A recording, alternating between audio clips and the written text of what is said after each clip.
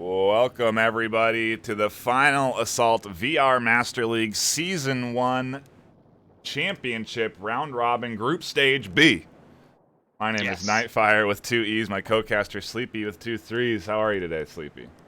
I am good, if not still waking up, NightFiree. I got my coffee in hand.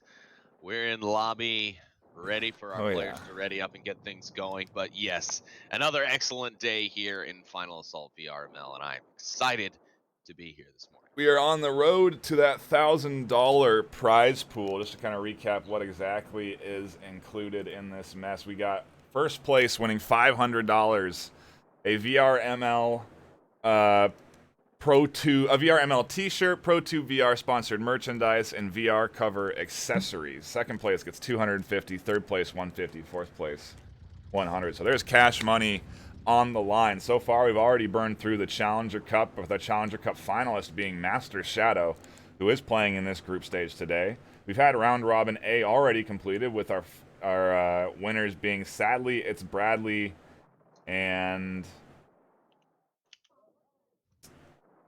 Nalco, I believe. And now we move on to Group B, where we have 2 series of games going on. One on Final Assault Master League 1, Not Sporks and Master Shadow. In this game, Beastrick versus Heathen. And we'll be following Heathen pretty much all day today in his matchups against Master Shadow and Not Sporks. I think we're going to get right into it, because we do have both players in the lobby, like Sleepy was saying. I'm ready when they are, NightFiree. That's all I can say. Absolutely, and we are going to be going on to our first map on Sternberg. So, should have a decent. I don't know. It should be a solid start.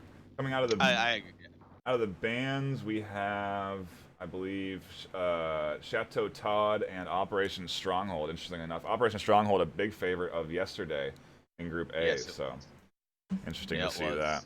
I do think we have both players ready. We'll let them know we're starting.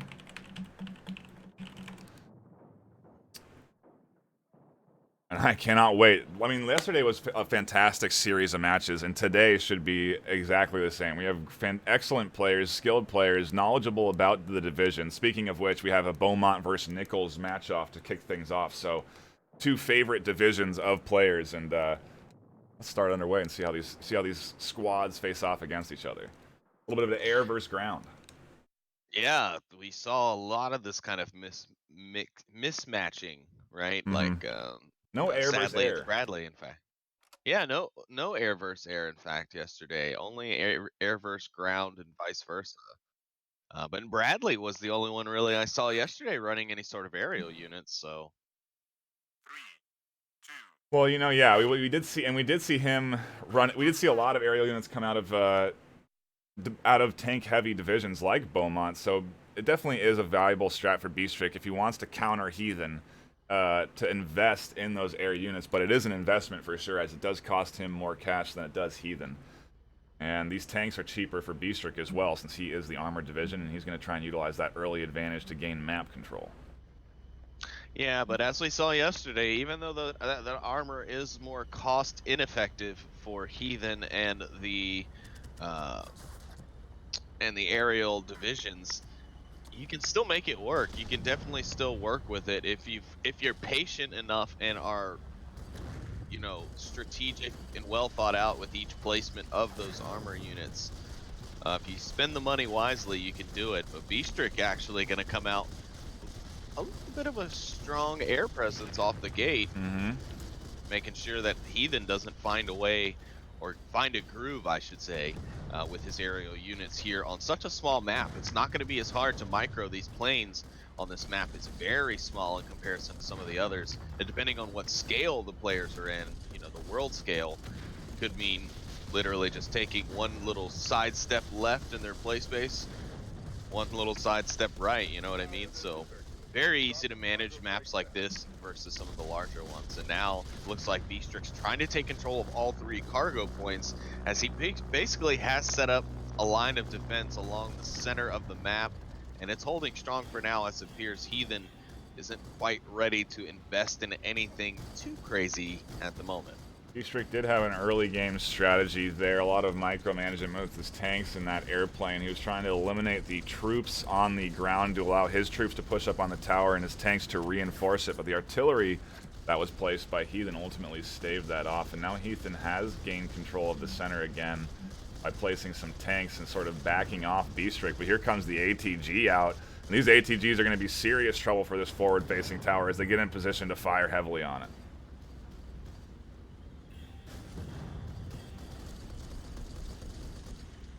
And these are easily countered. Heathen just needs a P-38 out there with a good strafe run, and both of those ATGs honestly could be down in one good strafe run. Yeah, you're absolutely right, but it's a strong ATG placement in that main lane. It's going to keep things back from far off. Even once that tower's burned, it's just going to start taking pock shots at the onslaught of infantry that'll be coming down that lane.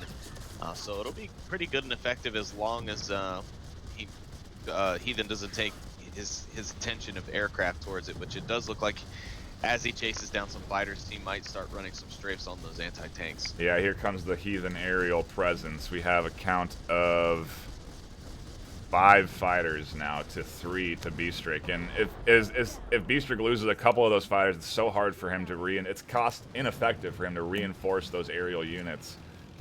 So we'll see if he decides to start bringing out some sort of anti-air on the ground to help reinforce his fighters, help reinforce those ATGs, make them a little bit safer. But even then, P-38s can still strafe anti-air. Yeah. There is one. It's reinforcing the fighters, and it is winning him fights. 2 fighters down. But Heathen's still at 6 in total. Here comes the first P-38.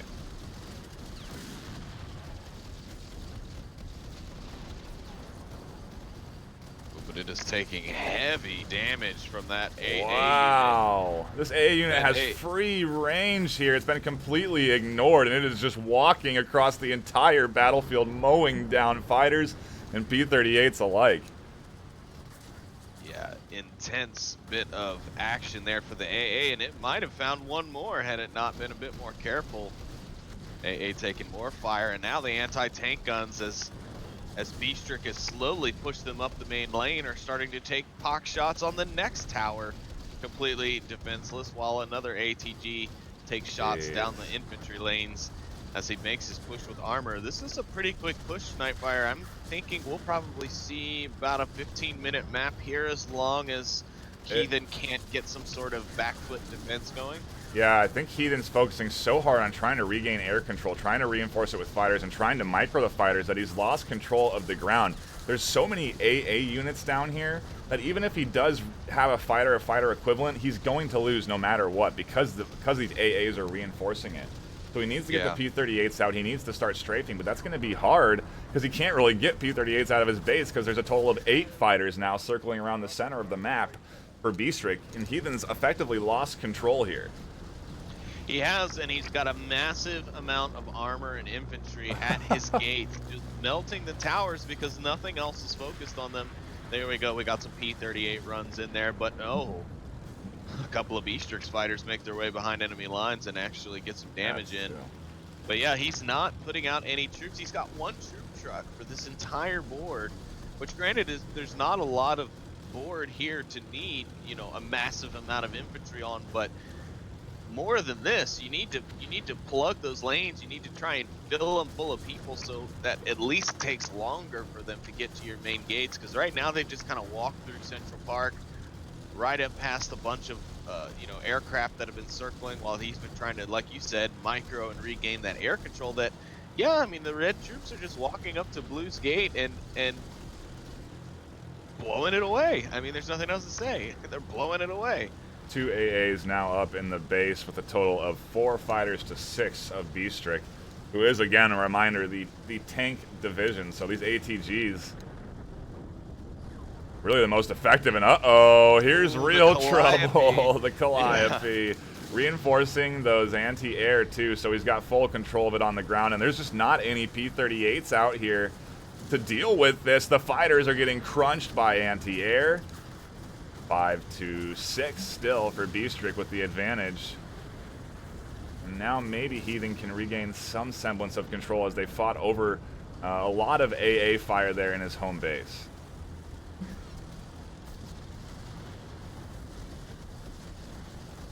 Wow, this is just an impressive bit of armor play from Bstrick against Heathen's air division. A lot of great usage of the anti-aircraft weapons, the mobile anti-aircraft early, and really just keeping that pressure on, knowing that Heathen was trying to actually utilize the air as a valid form of attack strategy. You know, Bstrick shut that down early game and hasn't let up since. He's still got, you know, two anti-air trucks sitting right in the middle of the board trying to keep back any blue air from making it past basically their base exit. And now Calliopes are there at the gates just pummeling everything. Heathen will be taking direct base damage. This is sub 10. This is right now. Yeah, this is GG right here. Calliope's hammering his base, and 2 of them in total. And you know, we were wondering why Brad was investing so heavily in tank units and ground units the other day as Nichols. I think maybe this is it right here. That might be why, yeah. It's because you can lose ground control, and when that happens, it's bad news. As we see Bstrick here winning his first map in 7 minutes. Yeah, quite handedly there, in fact. I don't know, pretty textbook there. Yeah. A great push right from the beginning from him, and his opponent just was not ready. And while I do applaud him for going for his own divisional strengths with the air units, that wasn't where the call was. I mean, use it when you have the ground kind of tied up, or at least in a bit of a stalemate when you need the edge. But when going up against Beaumont in such a short range map like that, where the time to travel between your gates and their front door is not very far, and you can just, you know, just wave armor at them, I think that would be a good suggestion on a map like that, future case. But what do I know? Well, no, it's good. It is good analysis. I do agree. We're now just trying to solve what map we're going to be going into for map number 2. It is Heathen's map pick, as that was Bstrick's. Seems like we're going to be going to Corvid Pass for map number 2. I think that's a bit more of a open map. There's a bit more room there to work with. It's not quite as tight. Maybe that'll be something that plays into Heathen's strength as a Beaumont. Actually, excuse me, Nichols, it looks like.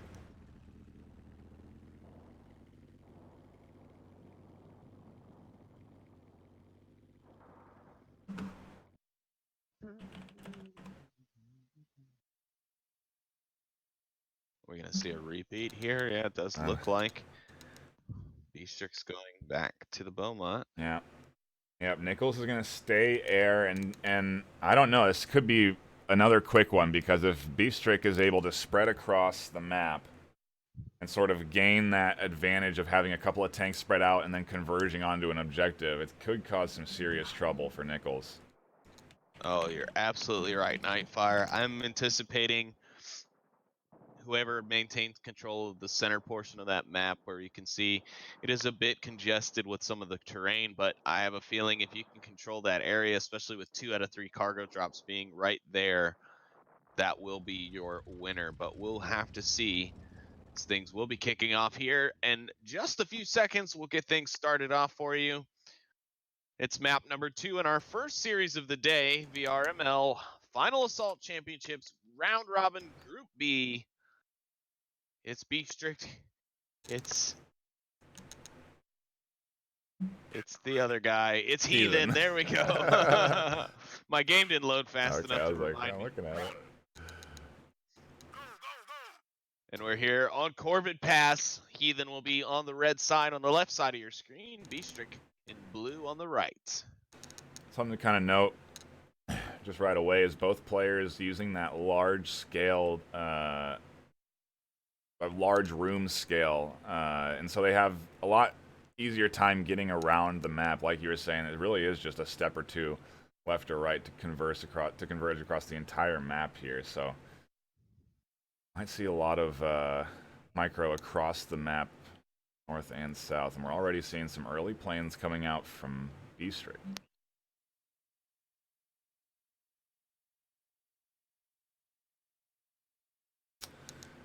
Just a refresher if you aren't aware, because we did get, I think, a swap here. The Nichols division is on the left, that's Heathen, and Beaumont is on your right, and you can see B-Strict already deploying 2 tanks to cover that center area and another one to come up and take that top ridge.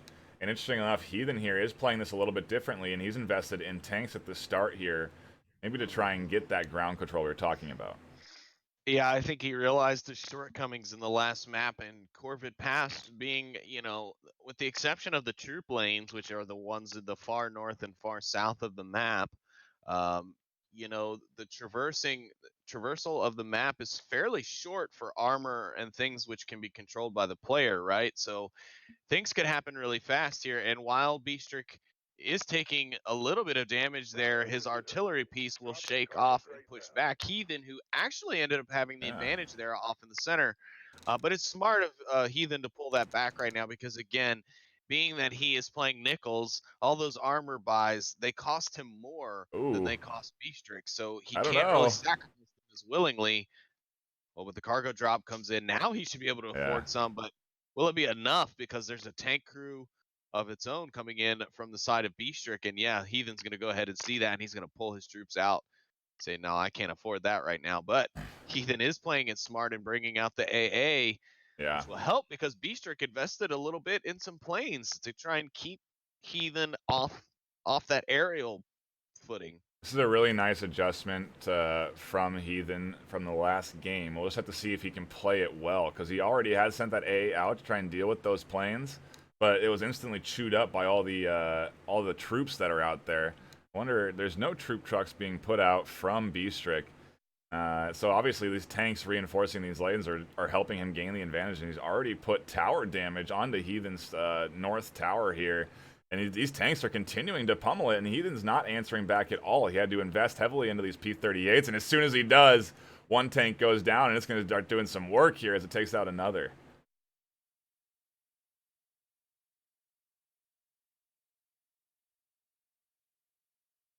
Also, just a reminder, if you do see a Calliope on the left there for Nichols, that is obviously just a UI bug.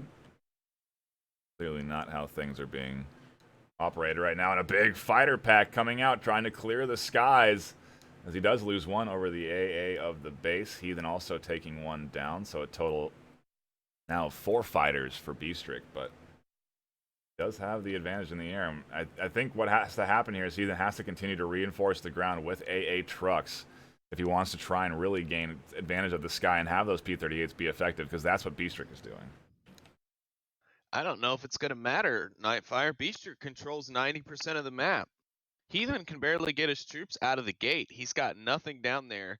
He's trying to take care of this battle in the air, so I agree with you. He's got to pull some defensive anti-aircraft weapons out in order to try and push them back so that he can get his aircraft and stop focusing on the aircraft for a little bit, because while they are more economical for him at the moment, he's got no ground coverage. He has 0 control of the map otherwise. His troops on the north side, I believe that is, the north side of the map, are barely making their way out of the gates and making it through just the lightest amount of troops from B-Strict side. Neither player is invested in troop trucks, and I'm not quite sure I understand that. Yeah. Uh, B-Strict is obviously managing to do a pretty decent job by investing solely in his armor units of Beaumont strength, but Heathen's trying to recover. He's playing too reactionary, I feel like, right now. He's not being able to read and kind of try and think about what's coming next from his opponent. And I think that's where he's falling short at the moment. Yeah, and B-Strict definitely has a plan, because if this continues, troop trucks coming out here, AA continues to roll out and help him assist in taking control of the sky. These Calliopes are going to come out, and any tanks that Heathen tries to put out that he's doing like right now are just going to get obliterated by a Calliope. Sorry, jeez. It's all right, NightFiree. We just learned that it was mispronounced yesterday, so we're trying to correct. We're trying to, and we, it's fine. You're stuck in your ways, but yeah, the Calliope would be and I'm honestly really surprised that B-Strict hasn't taken the time to just wait it out and buy into the Calliope over on his end, because that would really start dealing the death blow to Heathen at this point with as little map control as he really has. But I don't know. Maybe he's playing nice with him right now. Yeah, I think we're gonna get a bit of a build up here as B-Strict starts to roll out some tanks and Heathen starts to roll out some fighters. We're gonna get a bit of a scuffle up here in the air, and that P-38 needs to come out here and help reinforce. It needs to deal with that AA quickly, and that's exactly what Heathen's trying to do. Instantly does take down that AA with a quick shot. That thing is completely useless now, so he can reinforce this P-38 with fighters if he wants, or he might lose it if he keeps it circling here. Yep, and there it goes. It goes down to a blue fighter, unfortunately, for Heathen. But that was a nice little furball that was going on over the battlefield. Overall, troop counts and unit counts are a lot lower than what we were seeing yesterday, NightFiree. I feel like there's a lot of buying going on, but it seems like it's a lot of low-level units, a lot of sacrificial units.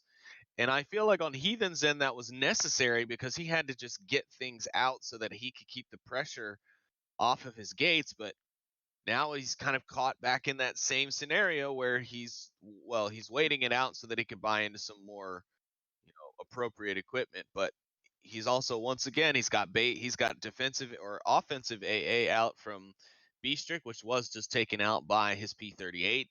But yeah, things not going so well. He's got towers burning on both sides. One's almost effectively completely open.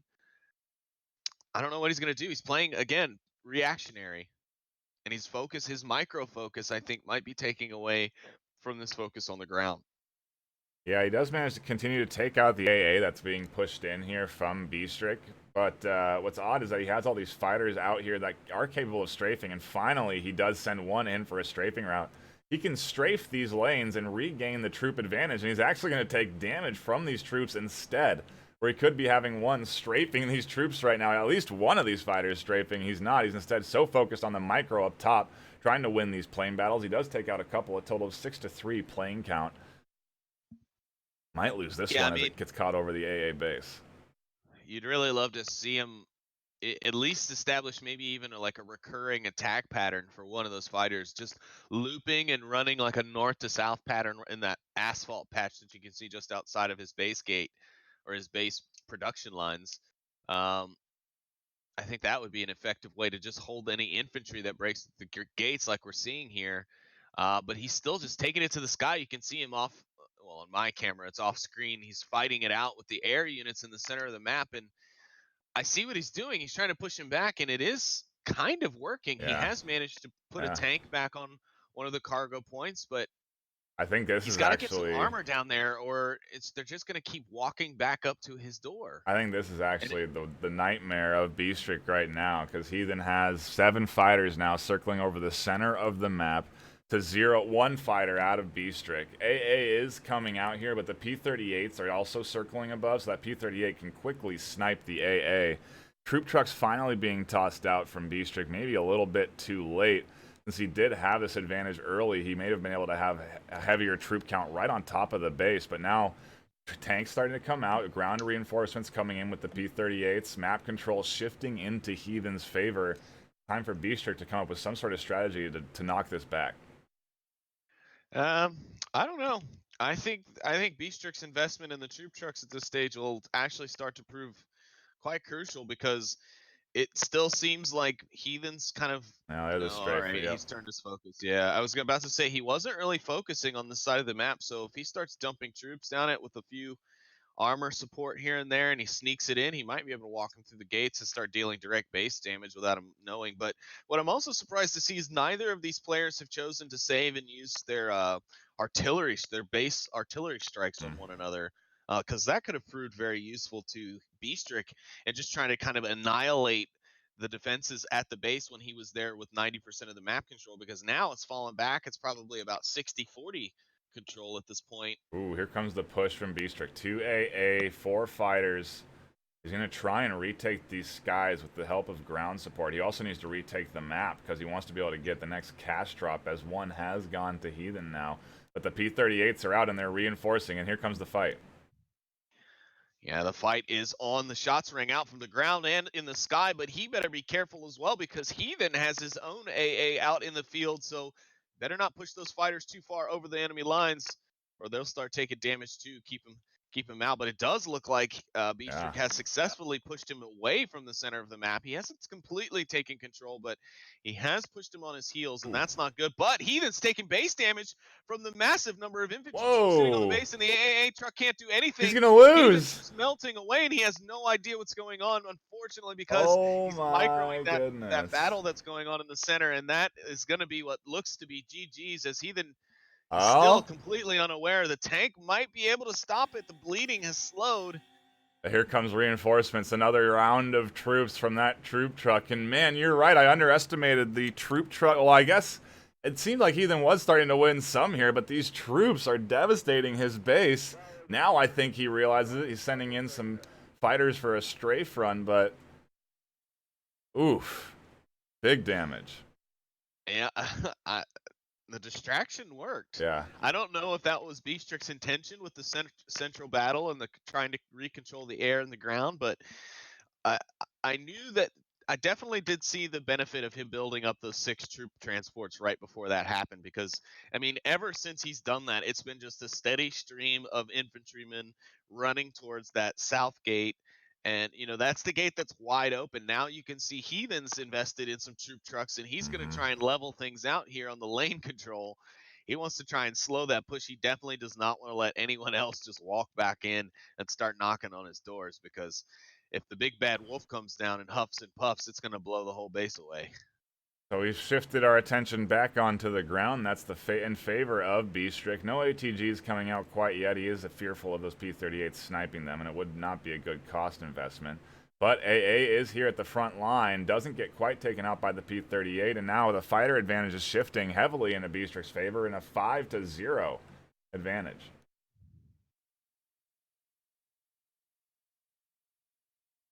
What an amazing, really back and forth. Yeah, I mean, and just an amazing showing here out of Beastrick. He's really got that Beaumont meta pretty well under control. I mean, he's able to utilize air forces even though his division isn't strong in that area. He couples it well with a ground support with the truck AA units, and that's been working very well for him against Nichols, who is an air unit speciality. And yeah, I mean, kudos to him. He's really been doing a great job. And in this map, not as fast as the first one, but I mean, in 13 minutes, he had basically clenched it. It was pretty much a stroke of luck that he then didn't get burned all the way out when those troops made it through. Yeah, really fortunate that the troops spawned out of his base and were able to reinforce him there and help kind of slow that damage down, because it was a lot of heavy damage here. And now actually that troop advantage starting to shift in favor of Heathen, as he has a few more troop trucks out on this south lane. North still getting pressured there. Artillery is reinforced, and we're having a bit of a trade here as these artillery tanks changing fire. I just wonder what Heathen's strategy is. If he wants to take control of the air, or if he's going to continue his focus on the ground. My thoughts are he's going to turtle for a second until he can build up something. I don't know if it's going to be an aerial attack unit or what, but he better be careful, because if Beastrick sees him huddling up all these units, he may decide to, kind of hold off and maybe grab that base artillery strike and try and throw something in there and clear out a bunch of units at once. But the south side has seemed to have come back to Heathen's favor. What was once Beastrick walking right through the doors has now flipped, and Heathen is running control of the south lane now. So that's an improvement for him. At least those 7 troop trucks that he threw out definitely helping to hold him off. But he's got a lot of work ahead of him if he wants to come back and win this thing, and it'll be a long uphill battle if he does. You know, he's defending now well. He's turtling well now, but all Beastrick has to do is get one Calliope up there, and that little pack of units is in some serious trouble. Yeah, and one Calliope has been brought out, but I think he's left it in the backfield at the moment for just emergency purposes, or it hasn't rolled off the line. But oh no, I see it. It's coming. It's moving coming up the middle.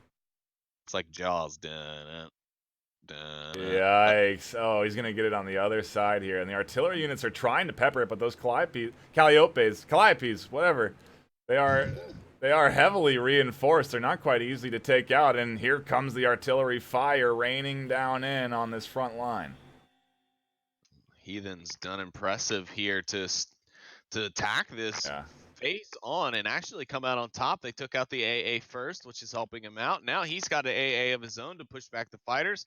The Calliope is going to be in some trouble here. It's got some support from troops on the ground, but the P-38 is all over the place. 2 AA is going to come in from Beastrick now, as he's going to try and stop the bleeding, but it's going to be a little too late. AAs alone are not going to be enough to deal with those P-38s. He definitely needs the fighter reinforcements, because as you can see, the P-38 is capable of sniping out those AAs in the sky before it can kill the P-38. So he's going to have to reinforce. Yeah, you're absolutely right. It's going to take a combined effort, and it might even mean taking more AAA even, or AA out in support from Beastrick, because obviously the fighters do cost him a bit more, but the AA is in a higher tier, so he could essentially put out more fighters to support. But those AA on the ground are crucial, as they do melt the enemy fighters quite quickly, in fact, when they're engaging over the battlefields. It's going to be hard for Beastrick to start to rally here now, because Heathen has managed to turtle up. The net worth now significantly higher. And here's a strategy out of Bradley's book, an artillery strike into the thickets of the air. Planes, no? Yep, 2. Oh, wow. And a little bit of direct splash damage onto the base. A good play there from Beastrick, but he's going to need more than that. He's going to need some more pressure on the main gates at this point, and it's not looking like that's happening, at least anytime soon, because it's a hard push in both directions for Beastrick to get even close to the gates again. He did manage to take down 1 or 2 of the troop transport trucks. Is he sending another? Yeah, I think. Wow, another artillery barrage in so quickly after. And that one's definitely directly on the base. Honestly, it's pretty close. If he can, if Beast can turtle, bring some enough to artillery strike it? Yeah, he might be able to artillery strike this base down. Because Heathen's not pushing out right now. Heathen needs to start to panic a little bit. He needs to start forcing the push, sending P-38s out there, trying to kill those the anti-air, trying to get those fighters to reinforce it. And he really needs to start applying the pressure, because here comes another base artillery strike. There's a fine time limit on Heathen here. Yeah, Heathen is definitely on a time clock at this moment. The direct strikes coming in. Fortunately for Heathen, the direct artillery strikes don't do a crazy amount of direct damage. And I think that's intentional from the devs, so that people don't just kind of do that right there and just pummel their opponent for the entire match. I think he's one artillery strike away. Oh, yeah, at this point, yeah, one more artillery strike and Heathen will be done. But, I mean, an impressive comeback from what was the most ninja-based base burning I've ever seen. Like, I honestly, and here it is. This will be the final blow, ladies and gentlemen. Here come the base artillery from Beastrick. He's looking and watching. He's just waiting for his GGs and his victories. And there it is. at 19 minutes and 19 seconds. Beastrick takes map number 2 from Heathen and proves that Beaumont is just too much for the good old Nichols. I called her Rickles. You did. Combining Von Ritter and Nichols. Yeah, she a really nice set of matches there. A near comeback from Heathen. I mean, he was mounting it pretty effectively. It definitely was looking like it was going to go into his favor there towards the end game. I thought we were going to maybe push into a 25, 30-minute match, but the little bit of backdooring with those troop trucks pays off significantly in the end and allows him to just artillery strike the base down. Yeah. He just saw in the Discord, he's like, not the way I wanted to win that one, but I'll take it, I guess.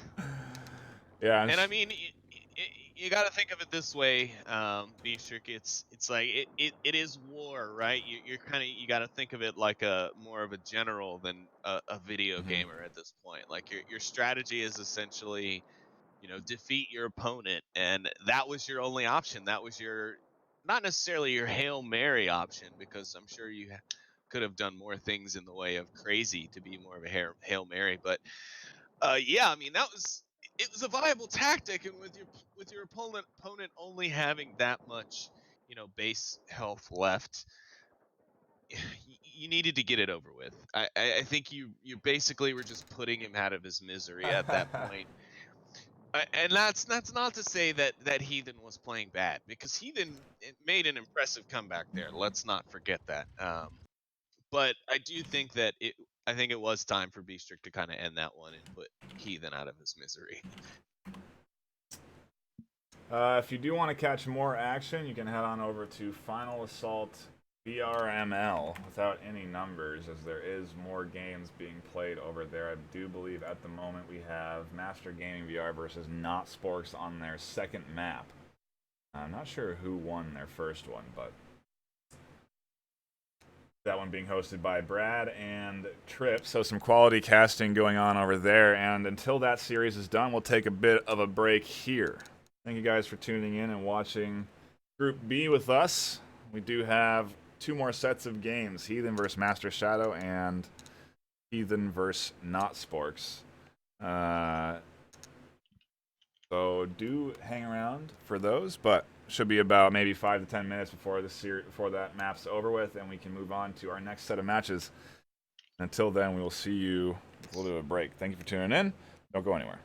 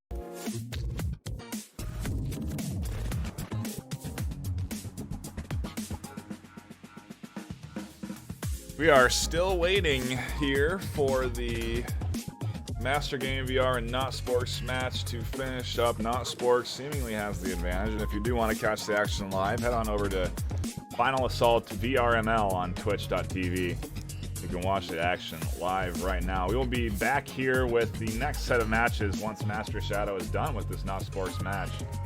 And yeah, we just got to be patient and wait for these series to wrap up. Thank you for hanging out and waiting, and go watch the action on VRML 1.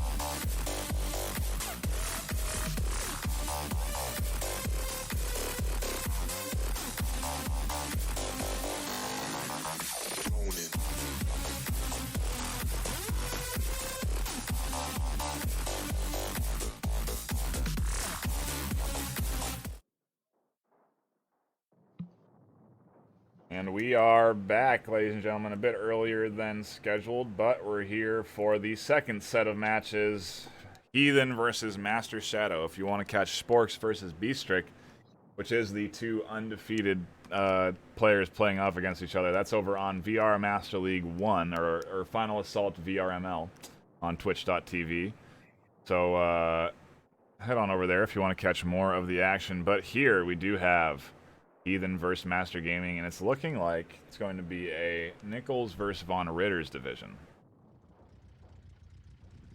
Yeah, two Air Force divisions, the Luftwaffe and the U.S., the Army Air Corps, I guess it would have still been considered at this point in history. Just gotta wait on one of our players to ready up. Which is fine, considering... Yeah. Well, he's the one that of our had the players... break, so I don't know. That's not true. He should be ready. Master Gaming just got done with a 32-minute round. Yeah, and with a bit of a loss there at the end, it seemed like he had the advantage there at the start of that second map. And because when I popped in towards the end of the game, not Sporks had more towers burned, and then but was on an offensive push, and when he just kind of melted him from there. But it was an impressive game. Lots of concurrent action going on here between the two channels. NightFiree. It's been great. We've had good games all weekend. We've had some really quick, dominating rounds, which have been exciting to see. We've also seen some pretty impressive comebacks. I mean, this weekend has had some tails, I tell you, NightFiree. Yeah, absolutely. It's been a pretty fun set of matches, and we almost had Heathen come back from one today, but couldn't quite get through it as he got artillery down. Was a fun matchup to watch. Curious how he'll deal with Von Ritter as we do finally ready up, and we should be hopping into match number 1 on Corvid Pass. Will air v ground.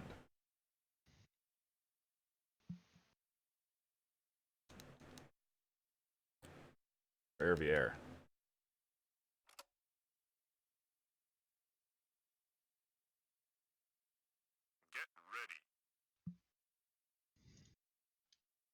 All right.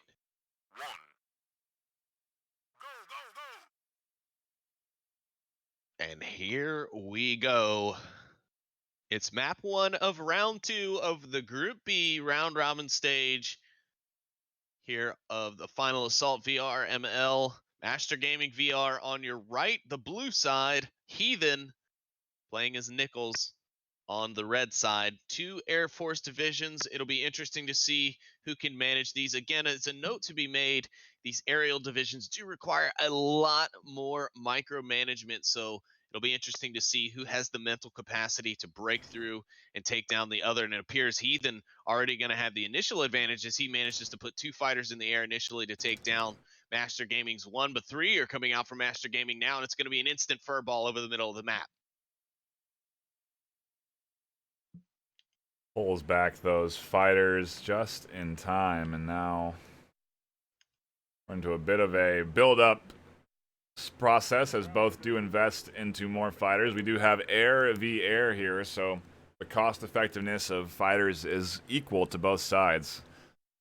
Curious to see how exactly to decide to deal with both sides having the same cost effectiveness with air control. It seems like Heathen's going to be opting in for some troop control early with some troop trucks coming in on that top lane and bottom.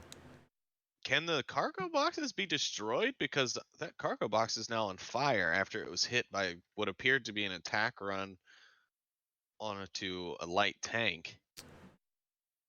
Oh, okay, it's done now. Never mind. It must have just been effects going through the box on the spectator view. So never mind, folks. Just seeing things. That'd be an interesting mechanic, though, right? If you could destroy cargo containers before your opponent could get to them instead of allowing them to pick them up. So I don't know if any of the dev teams out there this weekend or today, but be an interesting mechanic to try.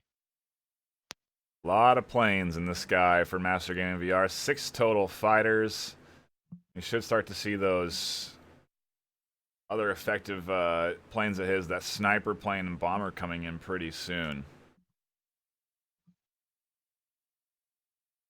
Yeah, Master Gaming definitely having control of the skies, but Heathen is bringing out his mobile anti-aircraft units. So what is he going to do with it? No, now he's pulling it back. I think he's going to keep it more in defense. No, he is going to send it out towards one of the cargo drops. It's not going to get there in time if that drop does hit here on the close end. No, it does appear it's going to fall once again towards one of the central locations. It's a race to see who gets there first, but it looks like Master Gaming is going to make it. He's got some half tracks on the way and some light troops, but there's 2 light tanks coming up from Heathen. Wow, he's going to challenge them, actually. Instead of backing off, he instead goes for the fight. Interesting decision there. Now the half track seems to have the maneuverability, but there's just too much firepower against it. Here's some support coming in. Oh, he barely manages to get that one out. He's got a secondary one engaging now, but is it going to be enough? A third light tank has come up the hill. It's a battle for the hilltop, but Master Gaming is going to have to pull back. He doesn't have the support that he needs, and the aerial aren't being managed enough. He's got about 8 to 9 aircraft in the air right now, but he's just not able to micro them enough to get control of this hillside. He's got troops from Heathen pushing up on the other. A little bit of investment in these cargo trucks or troop transports would be a good idea, and it does appear that Nichols on the Heathen side does have the cost-effective advantage of that versus Master Gaming, who doesn't have that until at least tier 2. So obviously those troop trucks are going to be costing him a lot more.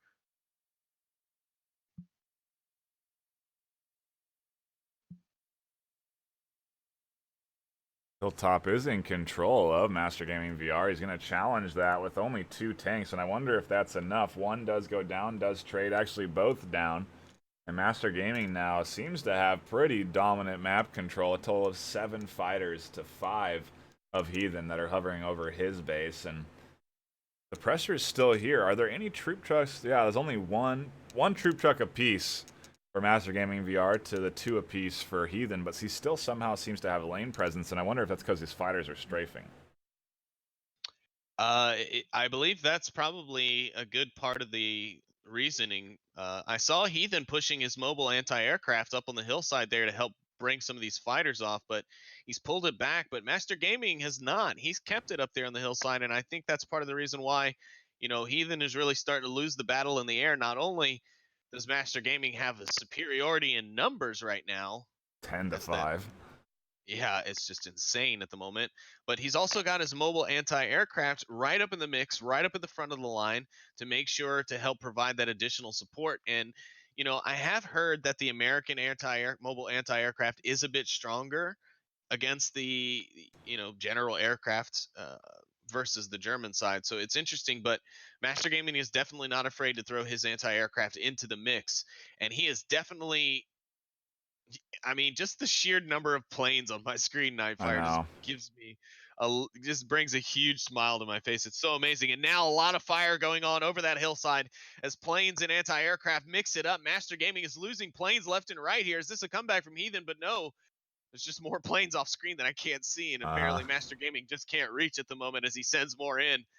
The anti-aircraft, though, they're still hanging on. Did some good work there. Took down 3 or 4 fighters and looking to take down a couple more, but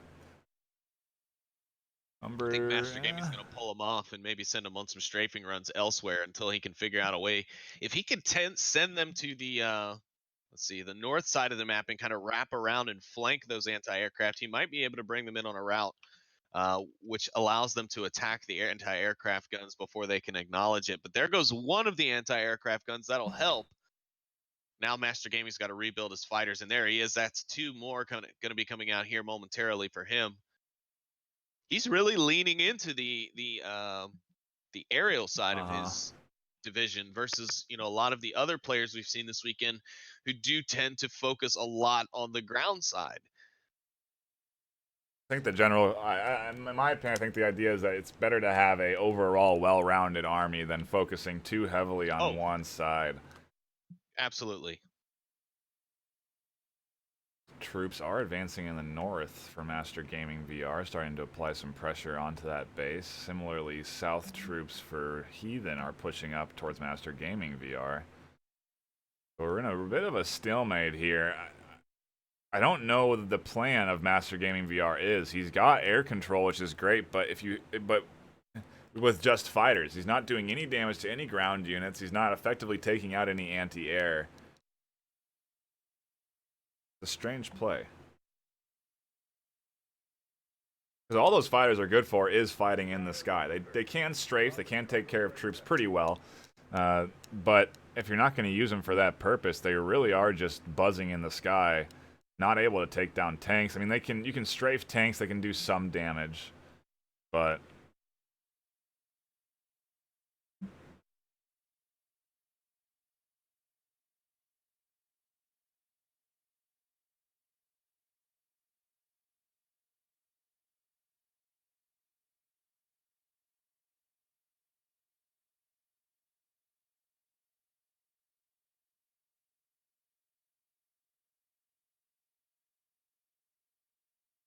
have to see what Master Gaming VR's exact endgame plan is. I do think he now has the bomber available. It's okay. I was muted. I was responding to you. I was just muted from taking a break. But yeah, no, he just unlocked that top tier aircraft for himself. So I'm interested to see how that's gonna play into his ground attack game. Heathen had pushed those mobile anti-air right up to the base exit of Master Gaming. So that was an interesting flip of pace there for that hillside battle and that chasm battle.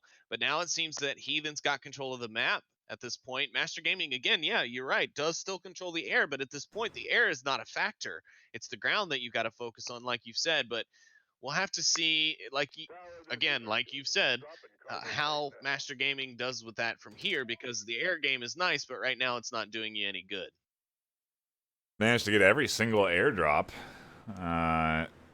which is definitely a good means of denying Heathen any way of rallying up a force. But actually, this is going to be Heathen's first airdrop getting captured right there, just before the 10-minute mark.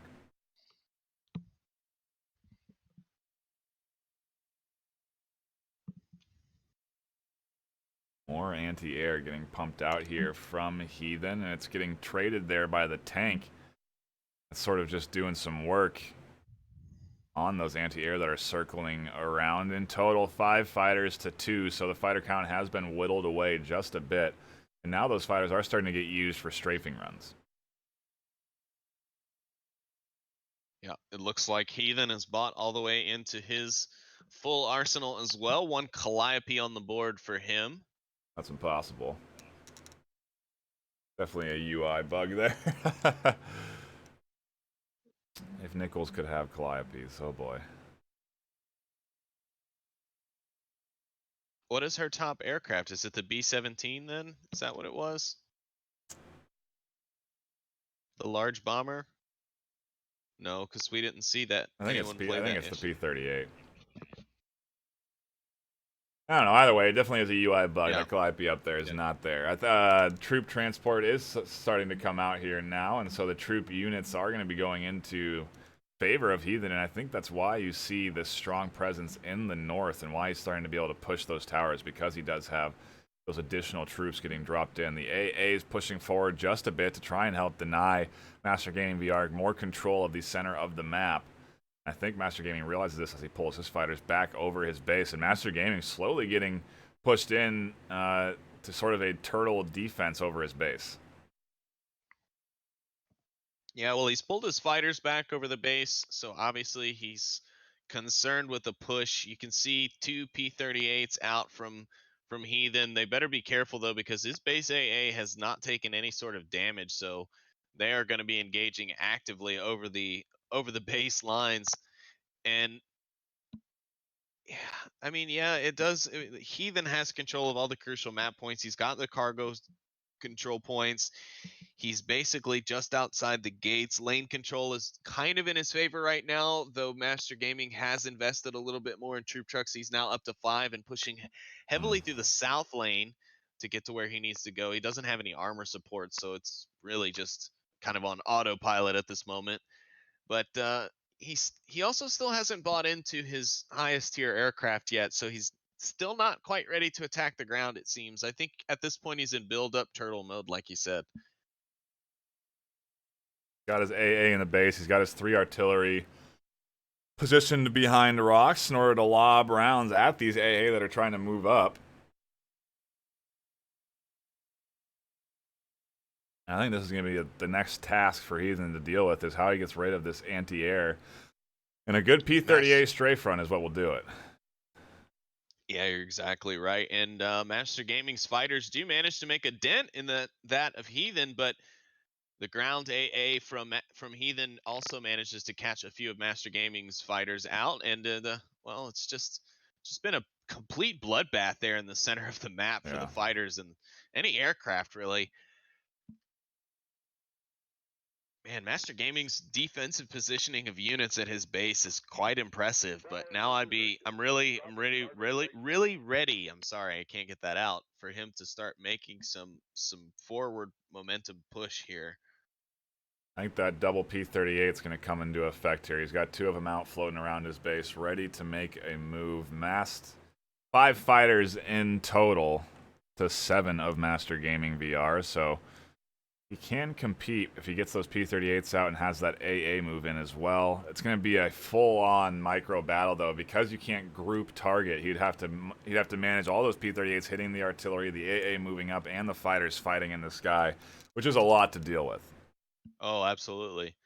Yeah, this game will break you mentally if you let it.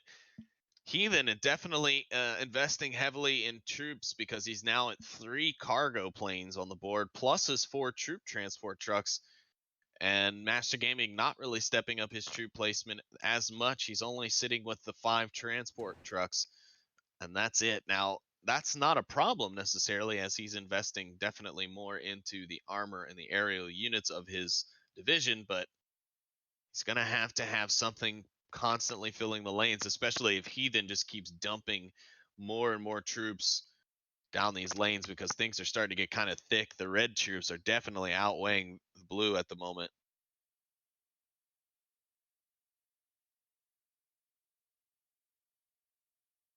Yeah, those air units really giving him the advantage on the ground troops. 55 to 40, 50, I mean, basically 90 to 40 in terms of troop count. Exactly.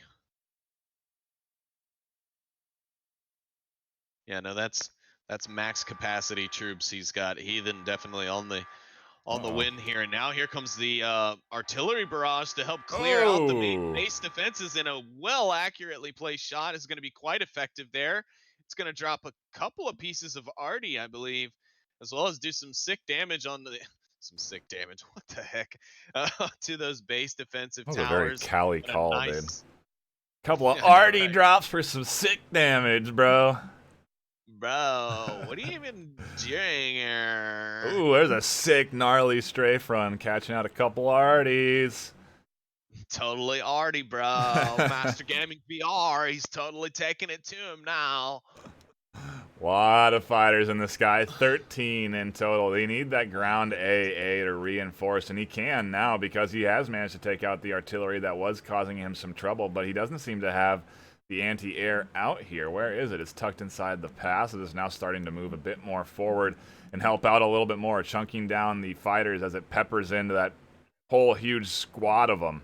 Does take down one. Tank's going to try and answer back. Can it get down another? It does. Wow, that AA is just wrecking stuff right now.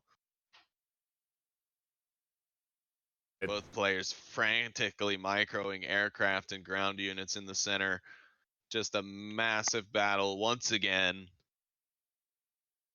Uh-oh, and the AA here getting taken down. One does get picked off. A second one was going to be in trouble if Master Gaming, or if Heathen didn't pull it back, but he does. And Master Gaming's trying to chase after, but he stops.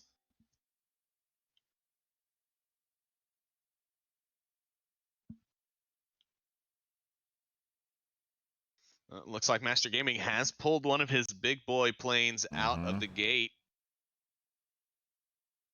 He's ready to do some damage, it appears. And here it comes. He's sending it on a run. What's the plan here? Oh, he's going to drop some bombs on target on the hillside, and it does catch one light tank out. Ooh, and Heathen sending a nice little column right down the center. That aircraft isn't quite strong enough to take it out quickly. Ooh, and it'll just be out of the way. Really fortunate he got missed there. He has to keep those tanks moving or they're going to be in trouble. Here's another strafing run, comes in. Wow, and the micro is there, and it's going to allow him to capture this. Here comes the A to pepper that bomber. Two AAs coming in. Down goes. Ooh, and that's going to be huge. Yes. And nothing but splash damage on those tanks every run for Master Gaming. That is an unfortunate turn of events for him as he invested finally in that unit and it just did not become effective. Maybe some additional strafing runs from some fighters to distract the AA would have been a good idea. Maybe pull that bomber back, let the AA become distracted with the fighters just constantly buzzing in, and then maybe you would have had a little bit more success and even been able to take out the AA with the bomber.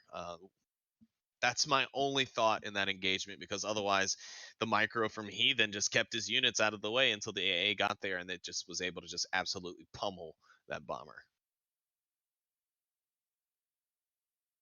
Into a bit of a stalemate here. Could be another 25-30 minute round.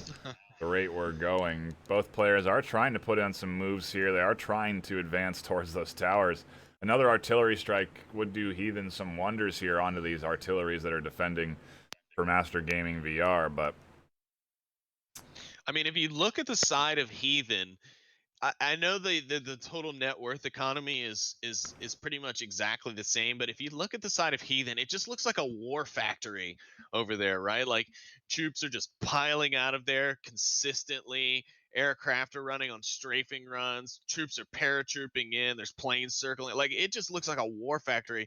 Meanwhile, on Master Gaming VR, it just looks like a hornet's nest, right? Like there's just aircraft going everywhere. There's a few troops running out and there's some armor around, but mostly it's just the aircraft that he's focused on.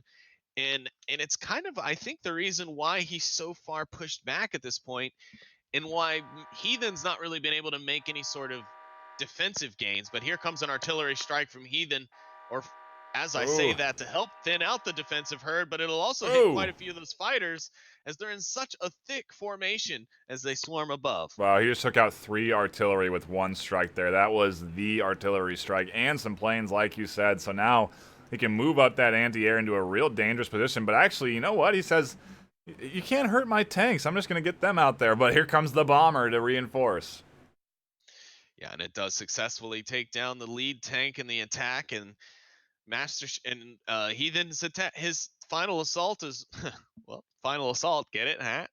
Has been slowed up. Finally, the bomber is able to find their target, and now more bombing runs coming out from the bomber as it now targets the intense amount of troops coming in off the north side. somehow Heathen has managed to keep Master Gaming VR in his base, and he's super lucky, because if Master Gaming VR just advances this swarm into the center of the map again, he will have the advantage of being able to send those bombers out for hit runs. You know, he can hit those tanks, he can hit the AA. But as is, he's sort of stuck just turtling over his base. It would be kind of nice if the bombers could do more high altitude stuff. Like you could keep them up at a higher level and send them on a level flight over a specific area. And then like they'd be only really susceptible to, say, you know, I don't know, fighter craft or something like that. I'm wondering if we're going to see the endgame plan of bombing out the base artillery, or base anti-air, excuse me, and then eventually bombing the base. I feel like that's definitely a plan Master Gaming VR could enact here if he wants to, but it's just something he's not really doing. He's more just turtling. Yeah, if I look at it from overhead, I would suggest to Master Gaming to throw 4 fighters on each side on the north and south, running in kind of an oval pattern in a loop.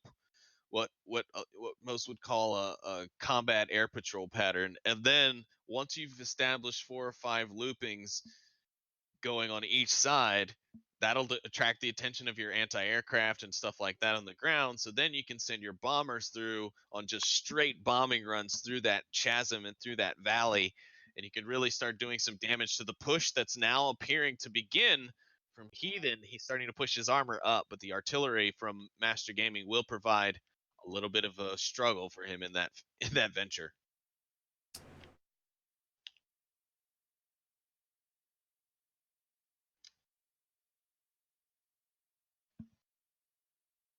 I think we're in it for the long haul, and I think both of these guys know that. That's why Master Gaming VR has let his Hornet's Nest kind of simmer. It's why he's building it up. Got a total of 4 troop transports on the back end, really dropping in all those units, keeping the unit advantage in favor of Heathen. But a lot of troop trucks have been deployed by Master Gaming VR to try and even out that troop advantage. And if he has fighter pilots strafing the lanes alongside a similarly matched troop count, he should eventually start to gain lane presence. Yeah, you're absolutely right, NightFiree. Master Gaming has doubled his troop output on the ground. He's basically matched what Heathen is doing. I'm not sure if the cargo planes have a faster drop rate than the troop trucks, but if they do, then Heathen might have a slight advantage there. He is currently maintaining about 100 infantrymen, whether paratroopers or riflemen, on the ground. So there is a little bit of an advantage there, slight numbers advantage to that. But Master Gaming has done well in stepping up his troop output, I believe. And you're right. I think if he combines that with the sheer numbers that he has in fighters, he could really take control of the lanes and even start putting pressure on the middle by adding the bombers in the mix. So, yeah, I think you're absolutely right. But I'm glad that he noticed that and he did correct it, because he's also got a total of, it's 19 aircraft on the board, which are attack capable, and they're not just support aircraft like we have from Heathen. Here's a big push. 3 AA supported by 3 tanks, and I think an artillery strike would have done wonders here if he wanted to move this up before, because he was able to take out the artillery last time with it, but this time he hasn't quite done that. Instead, he's going to try and deal with it with tanks, and it's just not working as he's getting shut down in this pass.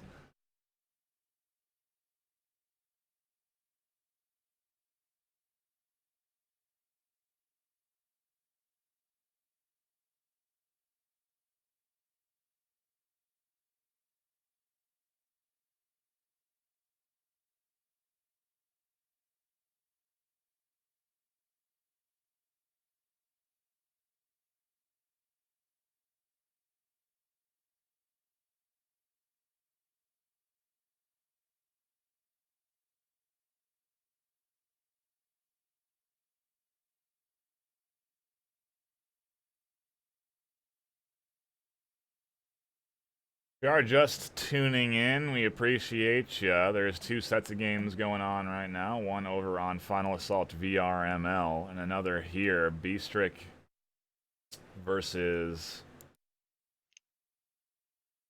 who's over there? not sports right now going on. They're duking it out. It looks like they also have similarly long match, a 25-minute map number 1. So both series definitely in a bit of a stalemate. Yeah. Yeah, I was just talking to myself, apparently, because I've been really bad with my mute button today. But yeah, it looks like things are slowly turning the way of Master Gaming. I mean, we did see that Heathen is starting to get aggressive, so obviously both players looking to try and begin some sort of end game push, and that's good because we are hitting that 30-minute mark, like you said, for our first map here, and things are getting kind of crucial. But it's just I think with both players choosing such a micro heavy division, I think it's a little bit tougher for them, especially with the unit cost disparity, to be able to really launch attacks as quickly as we might see with, say, like a Gallon versus a Beaumont clash. So I feel like when we see two air divisions go at it, if they focus on both sides, it's a lot longer of a fight because there's a lot of micro involved in the air side, right? And so a lot of times the ground goes unnoticed or it goes unbuilt for quite some time, and then things stagnate on the ground because the infantry aren't usually enough running on auto to do, you know, to accomplish the goal of the game, which is to destroy the other team's base. I mean, right now, zero damage done on either base, and we're 30 minutes in, and neither has even lost a full tower yet.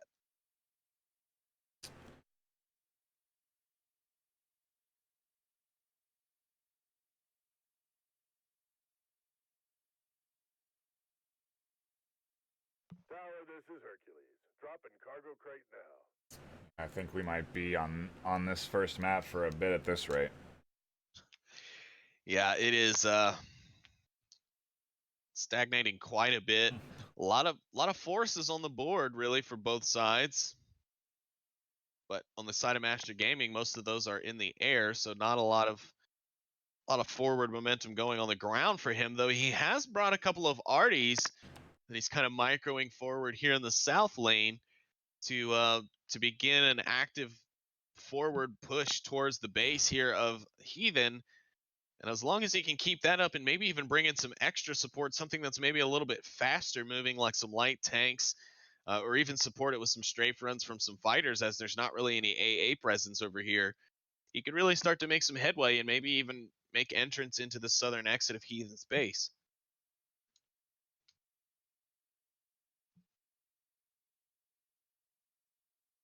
I think Heathen, though, definitely learned his lesson from the last matchup uh, as far as infantry count when playing an air division. If you're going to focus on the air, you've got to make sure you have the troop count going, so at least something is there in the lanes present to stop or slow down the opponent in case they're not tunnel visioned on the aerial assault. The heavy south push coming in here for Master Gaming VR. It's going unnoticed by Heathen. He's focusing on microing his north push. It's definitely going to be an opportunity here for some damage for Master Gaming VR. Yeah, and unfortunately, Heathen, I think, shares a quality that I have an issue with when it comes to this game, as far as when I'm in game, and that's being able to manage a cross map like this when two different things, like when you have an objective that you're trying to accomplish, like it appears that Heathen does on that north side, trying to get his troops in on the north. You can completely miss what's going on somewhere else. You can get tunnel visioned and not notice, Master Gaming knocking on your door, destroying two of your towers, and now kind of entering into your base. And we saw this with Heathen on the last set of games as well, where he almost got completely destroyed, completely unnoticed. But this time around, luckily for him, he did notice it, and he's trying to do what he can to stop it. But he doesn't really have any presence here other than the P-38 making runs, and now he's starting to take damage from the infantry as they pile in, and just more coming down the lane with very few troops coming out other than the infantry being dropped. It'll be a nice little holdback, but it's not going to be enough to stop the burning at his base. Damage done from Master Gaming VR onto the base finally, and the turtle is in full effect for Master Gaming VR. So many tanks out, just sitting there in that pass. I feel like that's temporary. Like I think he is trying to stop that north push from Heathen. At the same time, I feel like he also sees that in the south he's making headway, so he might start sending some support to his guys over there and really start to put the nail in the coffin here for Heathen, because now Heathen's troop count coming out of his base is enough to at least slow down and stop. He's made his way out of the exit of the gates, so he's able to finally kind of recontrol there. But some tank support is coming in, and well, I don't know if it's going to be enough. Heathen could be just kind of fighting an uphill battle towards his death. Surprised we're not seeing more artillery strikes from Heathen right now, because they would be incredibly effective against everything going on. Oops. Sorry for that. Bit of an audio bug. Everything going on right now. He would be able to hit those, like that one strike he did. I mean, he could hit at least 3 planes with an artillery strike right now, at least, in this swarm.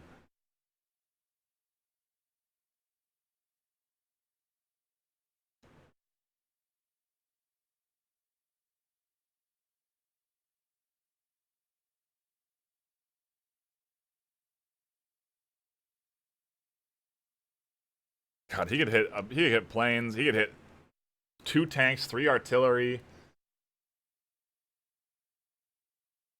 We saw it as such an effective tool from Brad. I'm just surprised it's not being utilized here in a situation where it really could do a lot of damage to this, to these thick troop counts that are here displayed by Master Gaming VR. I want to note Master Gaming's net worth is 331, but I want to say that it's effectively only about 65, because I don't know, 11 of those 14 fighters aren't even being used. Yeah, it's a very strange choice. Here comes the artillery strike. Does hit a ton of tank units and a plane. We need to pay more attention to and a turret. We cannot stand without them. Yep, one base turret has now been effectively destroyed, as well as, like you said, a few ground units and a plane that was caught in the wrong flight path. I feel like an opportunity was missed, NightFiree, to push that south lane when he had it for Master Gaming. He had a lot of armor units, even if most of them were more defensive units than offensive units. Could have done him a lot of good at the time, and he's slowly regaining some composure on that lane. But I don't know. He needs to send support now, otherwise this is going to continue for another 15 minutes, in my opinion. Maybe nerves playing a factor on both players, as they can't really pull the trigger on trying to commit to a full frontal push. They both want to sort of maintain their defensive posturing, but Heathen here is going to be in some trouble. He's lost all of his troop trucks that were out there. He's relying purely on troop transport now to maintain lane presence at all. And it's a 96. It's troop counts in favor of Master Gaming VR. Yeah, and technically, Master Gaming could also send all 14 of those fighters onto attack runs over the base of Heathen.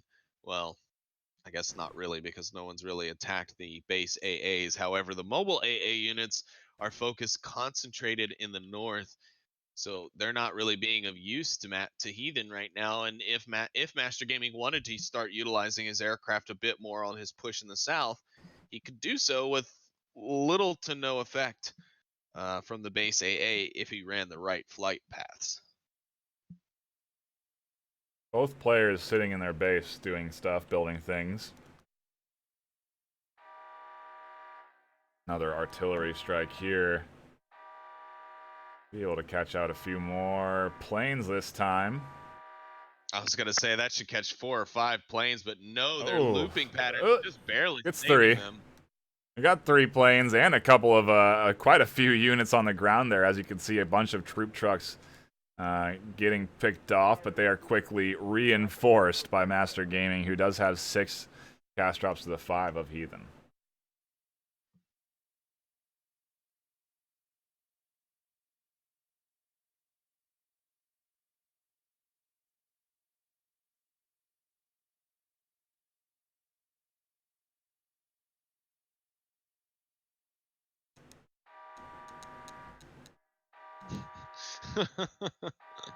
And another artillery barrage.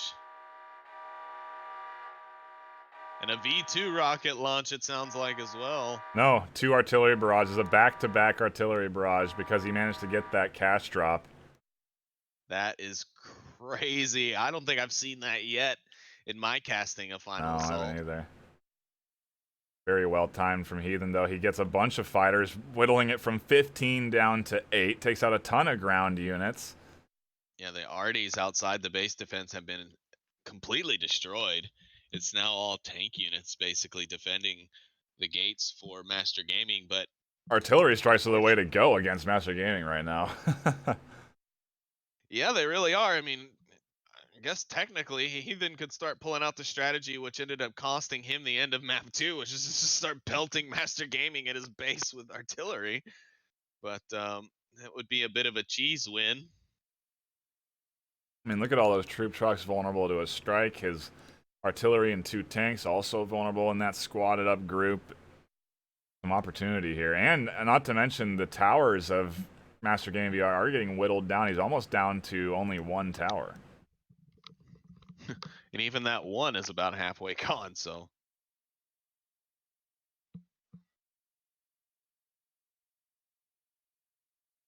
Both maps still, both games still on map 1, pretty much the exact same time. We went from large time disparity to being completely in sync with one another. I guess these were the matchups that were meant to be in round 1, huh? Maybe we'd have seen some 1-1s versus some 2-0 blowouts like we saw from both games on both channels there in the first round of Group B here today. But either way, still great games. Like it, whether we see those 8-minute rounds like we saw in our matches previously, or we see these long drawn out ones, it means we're getting some excellent gameplay, right? Like even if one player doesn't manage to catch the defensive, the other player manages to pull out some really impressive aggressive stuff. So that's always great to see. And then, of course, seeing how these players come out of situations like this where they're deadlocked with their opponent and no one can seem to find that light bulb which lights up the room and to find the final assault attack. It's just amazing. The mental capacity right now has got to be completely waned for these players. I can guarantee we're going to need to take a bit of a break here, let our players kind of recuperate on both sides before we get into map 2 at this point.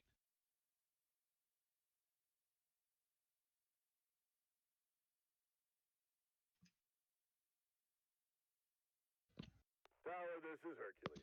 Dropping cargo crate now. Troop trucks not coming out yet from Heathen to reinforce his lanes. Those definitely would be super helpful. But AA is coming in from Master Gaming now to help try and take out any of that, well, take out the non-existent air of Heathen, really. There's only a few fighters up in the sky in comparison to his 9 hovering over his base.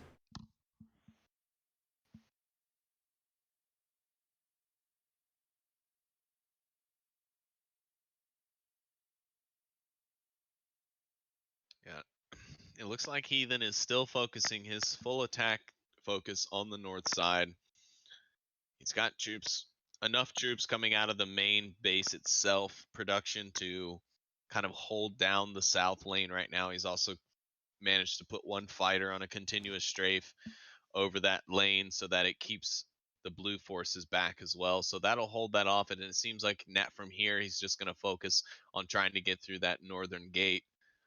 But it is going to be tough. Master Gaming still has quite a defensive setup with the artillery, and now the artillery is within range. Ooh, but the P-38 comes in and takes it out quite easily, and will take out a second one in a single run. That's a great play there. It does finally get taken down by one of the fighters from Master Gaming. Master Gaming is going to have to be frantically microing some fighters at this point. He's still got enough troops coming out. He's got 9 troop trucks out on the board to keep the troop flow heavy. But here it won't matter. If Heathen starts hitting him with some more artillery barrages, those troop trucks are in some serious danger of being completely taken out.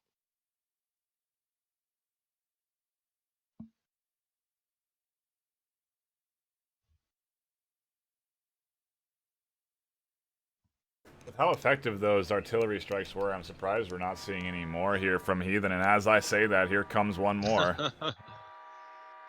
Yeah, if I were Heathen, though, I think I might try and use it. Ooh, and he does Ooh. do what I thought, and he goes for the troop transports. He also manages to get quite a bit of damage on the towers, taking down one. But yeah, I think it's also a good idea for him to keep those up to also try and melt away some of the base anti-air. So maybe he can send in more of his P-38s for runs. He's going to try and send in now some of his AA to help clear out the fighters. It'll find one. There's only 3 fighters now left for Master Gaming. His net worth has now basically gone down to a third of what it was since I last called it out, simply by taking down those 14 to 19,000 million fighters that he had over his base. Heathen definitely has Master Gaming VR on the back foot. The continued artillery strikes are definitely going to pay him dividends since there is a lot of grouping going on here out of Master Gaming VR. But the strafe runs from the P-38, honestly, now they're going uncontested, and he's hammering these units inside the base. Oof. That P-38, I think it took out 2 tanks and 2 artillery trucks. Or sorry, 2 troop trucks, and down goes that tower on the north. Now there's only 1 left for Master Gaming VR.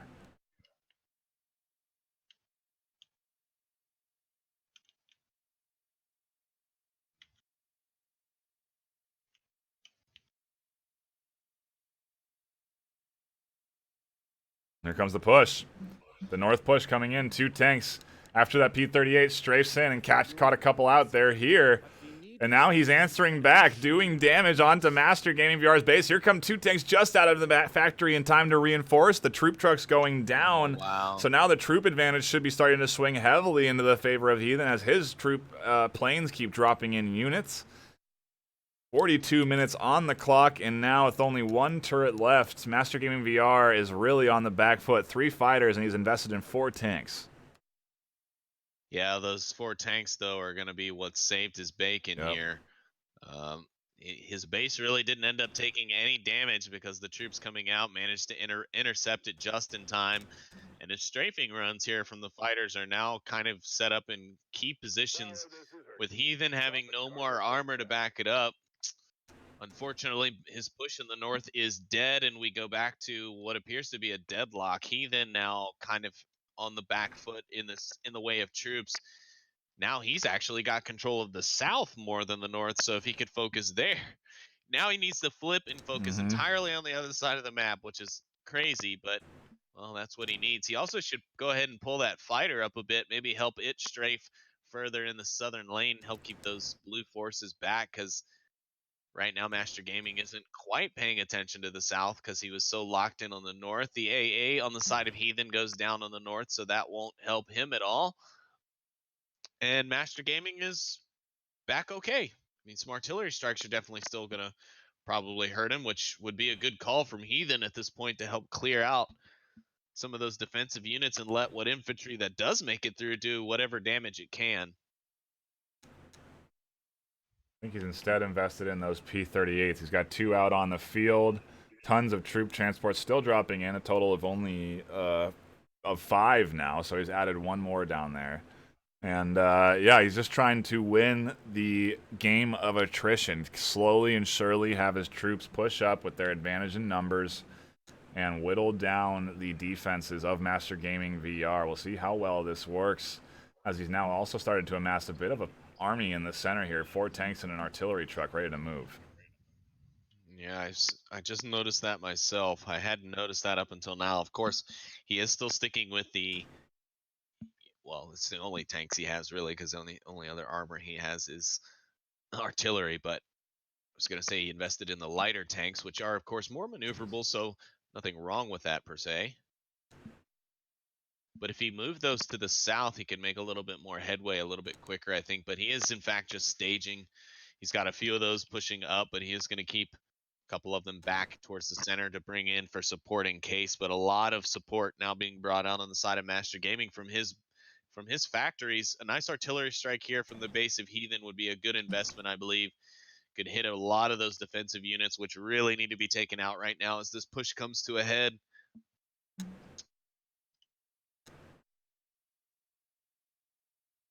Nope, I just don't think that this one's gonna go through. I think Heathen's just blocked here.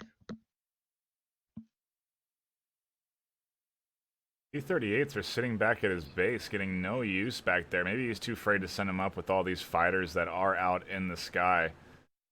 Yeah, there is again a heavy fighter presence on the side of Uh-oh. Master Gaming, and he's heavily using them. Of course, he knows he's got his base AA to assist, but Heathen has brought out his own mobile AA, which is effectively taking down quite a few fighters at the same time. So might have been a little bit too cocky on the part of Master Gaming, thinking Ugh. because of his numbers he's got it, because that one AA is just completely wrecking Tower, things this at the is moment. Hercules. Dropping cargo crate now.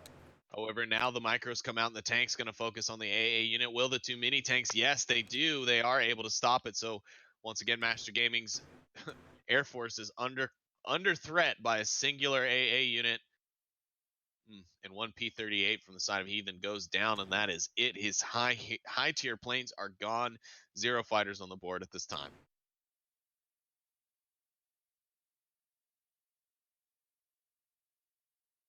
Yeah, we're sort of slinking back into a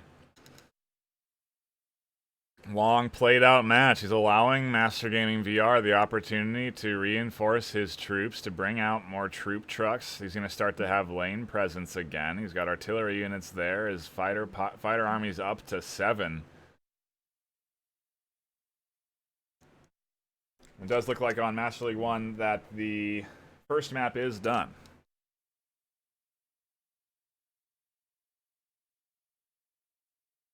Yeah, it does appear that finally one of the opponents was able to secure the victory, and I'm hoping for not only ourselves but for our players' sake that one of our players in here can get the victory as well.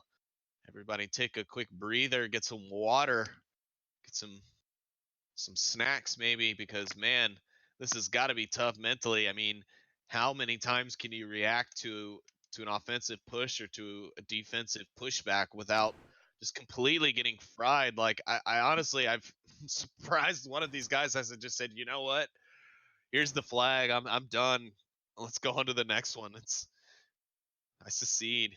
But at the same time, I understand there is, Yeah. there's spots going forward to the next week of the tournament, the semifinals next weekend on the line. So, and both of these competitors needing some map wins here to make sure that they are not bumped out. Luckily for them, the 2 undefeated opponents will go up against each other in the other channels, so that will help their chances and by taking maps away.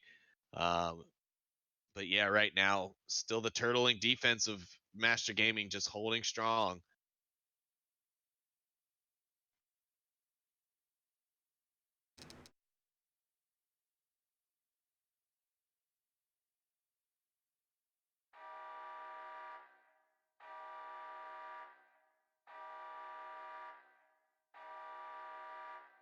Another artillery strike coming in. Does get 1. And the AA. Ooh, it does. Yeah, finally, one of the base AAs does go down. So a nice play there. He's got a little bit of a leeway with some aircraft now in that area if he can manage to get some more on the field. Still no investment really in any sort of attack aircraft from Heathen. He's really playing more the ground game with Nichols here. Look at this, though. The push coming in from Master Gaming VR. His troop trucks have let his troops advance forward on the south side, and now he's getting more base damage.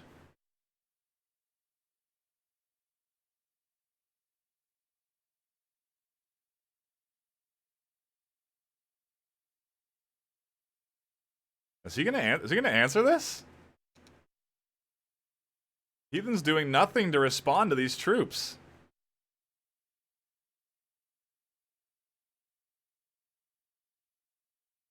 And as long as Master Gaming VR can keep Heathen distracted, mission accomplished. I don't think so. I think the cargo drop rate and the main base production rate of the infantry is going to be enough to slow down this infantry. I think here in just a moment. Yeah, they're gonna mass Yeah, and up. here comes some tanks. It's going to be just enough to stop it. But yeah, Heathen hasn't noticed this in the slightest yet. So if nothing stops this, I mean, it's just going to simply happen again here in just a moment once troop count, takes over once again.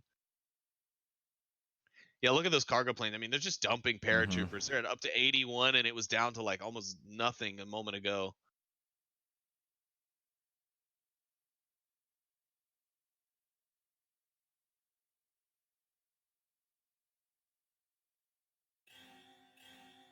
A little cheeky strafe run there from Master Gaming VR, trying to get his troops the advantage on that lane, but Man, it was a nice play, but unfortunately, it wasn't quite enough.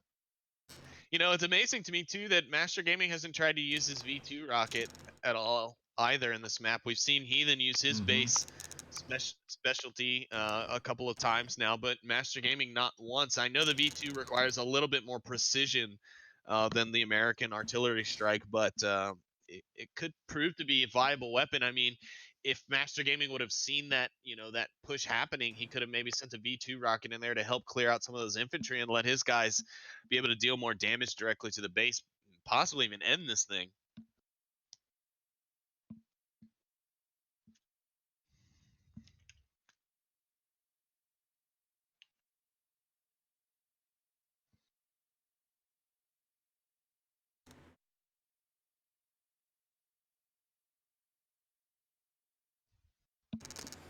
yep, we're into a long one.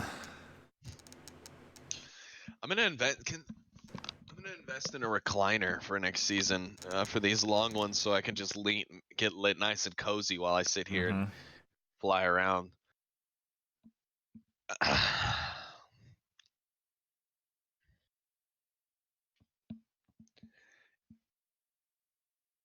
I've gotten to a point now where I'm just trying to like sit back and scroll through like the logs in my brain of this round so far and really figure out like why we're in such a stalemate, like why one can't compensate for the other. And I just can't put my finger on it. I cannot see why this is so stalemated. I mean, fortunately for Master Gaming, he's been able to sneak in there a couple of times and deal some direct base damage. But I mean, what's the unfortunately for him, and what is Heathen's plan? He's just throwing money I away. don't. Like he's trying to. You just sent in 3 fighters and a P-38, and I guess he took out a few units on the ground. But like, I don't know, man. I think it's just a little bit of a lack of understanding on both sides on how they should approach this. Heathen just keeps flinging fighters, wasting money. Those 3 fighters are dead 100%. He can't do anything to compete against a hornet's nest of 11 fighters and base AA. What he needs to do is artillery those trucks, send continuous artillery barrages to eventually take out the base AA, and then he has an opportunity to start throwing fighter pilots over the base. But until then, he's just throwing money into a hole, and I think that's what's happening on both sides to some extent. They just keep wasting money. Yeah, I think Master Gaming's wasting money on his fighters at this point. Like, yes, you do. His fighters over his main base have proven very effective as far as both strafe runs and combating enemy fighters. However, it's just wasted because now look at him. There's 1, 2, 3, 4, 5, 6, 12 fighters just back there circling, doing nothing 90% of the time.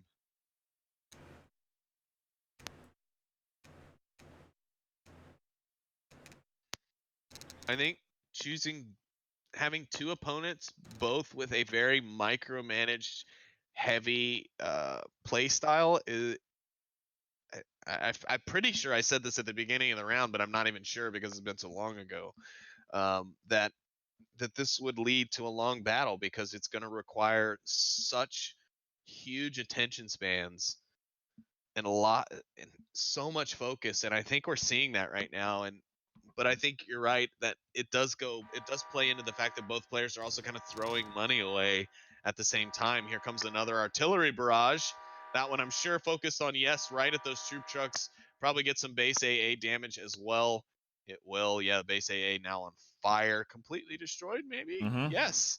He does take it out. So that'll help him out at least a little bit, but you gotta send something in there. Gotta send troop boots on the ground, have to make it in and shoot the base. He did take a little splash damage there from that last artillery barrage, thankfully.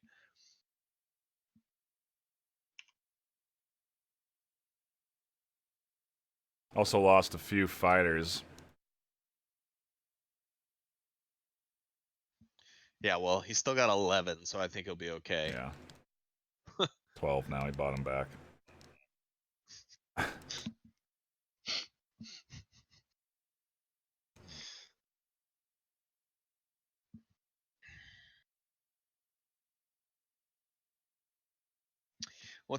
Yeah, a lot of mind-boggling stuff going on right now, NightFiree. I'm also wondering like why Heathen has 3 mobile anti-aircraft units on the board if he's not going to push them up with these fighter pushes. Because yeah, that's another 2 fighters he just sent right into the depths of hell. And it actually looks like Master Gaming is doing a little bit of a push here on the south again. He's got armor to back up the hillside. It looks like maybe an anti-air. No, he's not running any anti-aircraft right now, but he's got three light tanks up there on the hill, possibly ready for an attack run. You better be careful though, because there's definitely a P-38 circling above over there. And again, he's using artillery in the lane as well to help push up some fighters doing strafing runs. This could be the push for Master Gaming that ends the final round. Final round. This is our first map. Yeah, I know.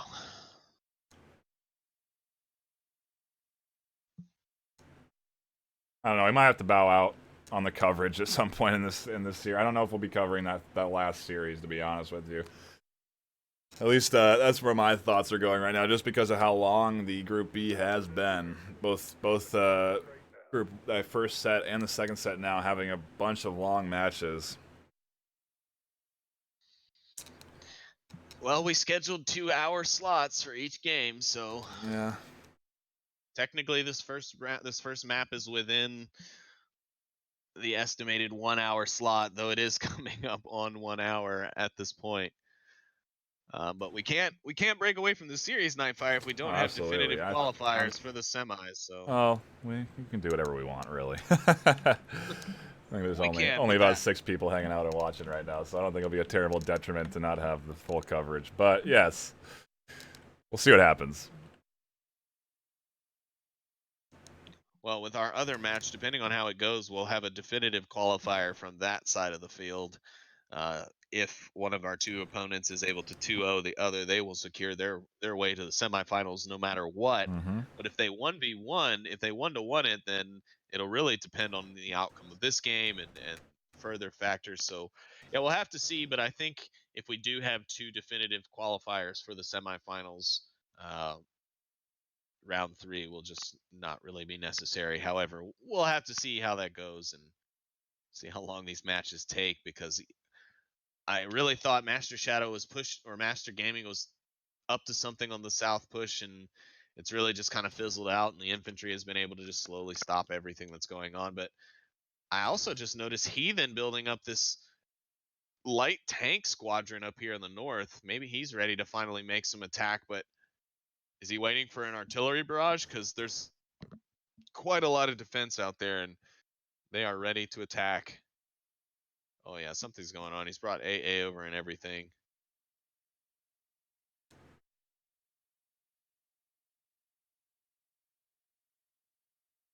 Tower, this is Hercules. Dropping cargo crate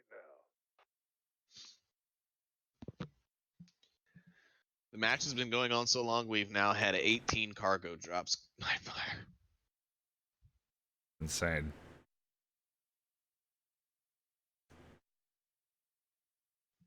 Good thing there's 14 fighter. There's been a consistent 13 to 14 planes on Master Gaming VR's base.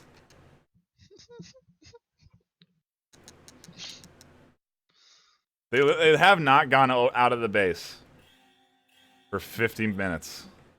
He's just had a swarm of units over his base doing. Oh my god, are we seeing our first V2 rocket here? We are, from Master Gaming. He's like, oh, I've got full money to spend. Fine.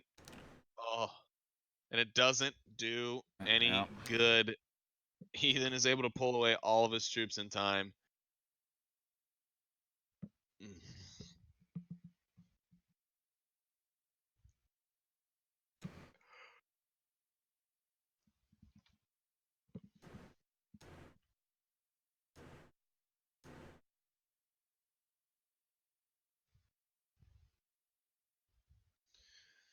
Troop output still very high from Heathen.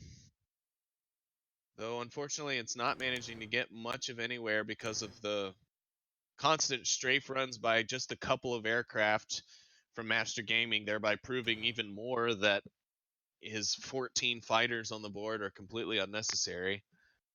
But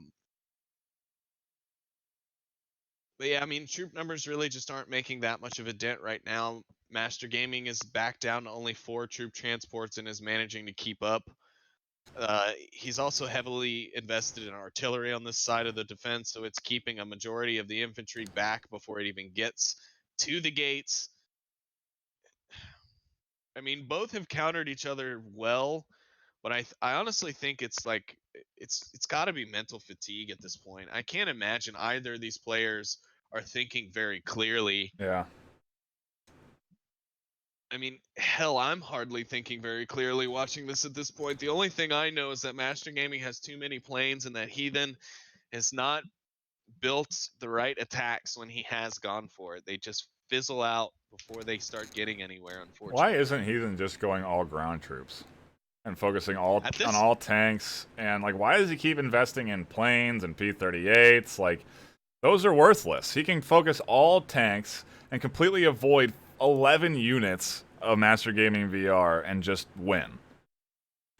yeah, I do think 1 or 2 P-38s would be nice, but I agree. Yeah, a big, heavy, light tank push with some arty support, as well as like 3 or 4 AA units. You don't even need 2 AA. P-38s. There's no threat. It's only fighters. He has no active. He has one sniper plane. I understand that, but I'm saying just as extra protection for the air units as you get close to the base, because as you get close, Master Gaming will start to finally micro those 10 fighters on his side. But otherwise, yeah, I agree with you. I think at this point he should completely commit to the ground game because you're right. There's absolutely zero need for him to maintain air presence other than keeping 1 or 2 P-38s to be able to come in and strike those artillery units once he gets close, because those artillery units are what's stopping his infantry from getting up there right now. And he's not sending those on attacks to those units at all, which is baffling me.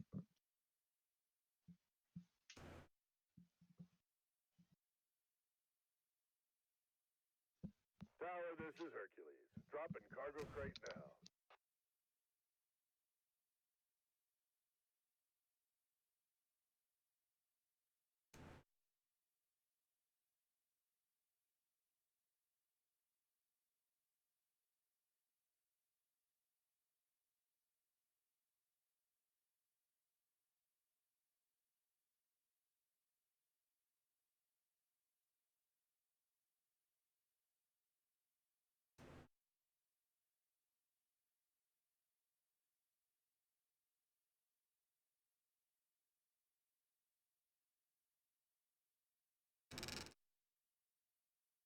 Hour and 3 minutes in.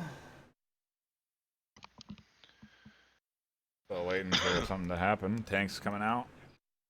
The north, maybe a push.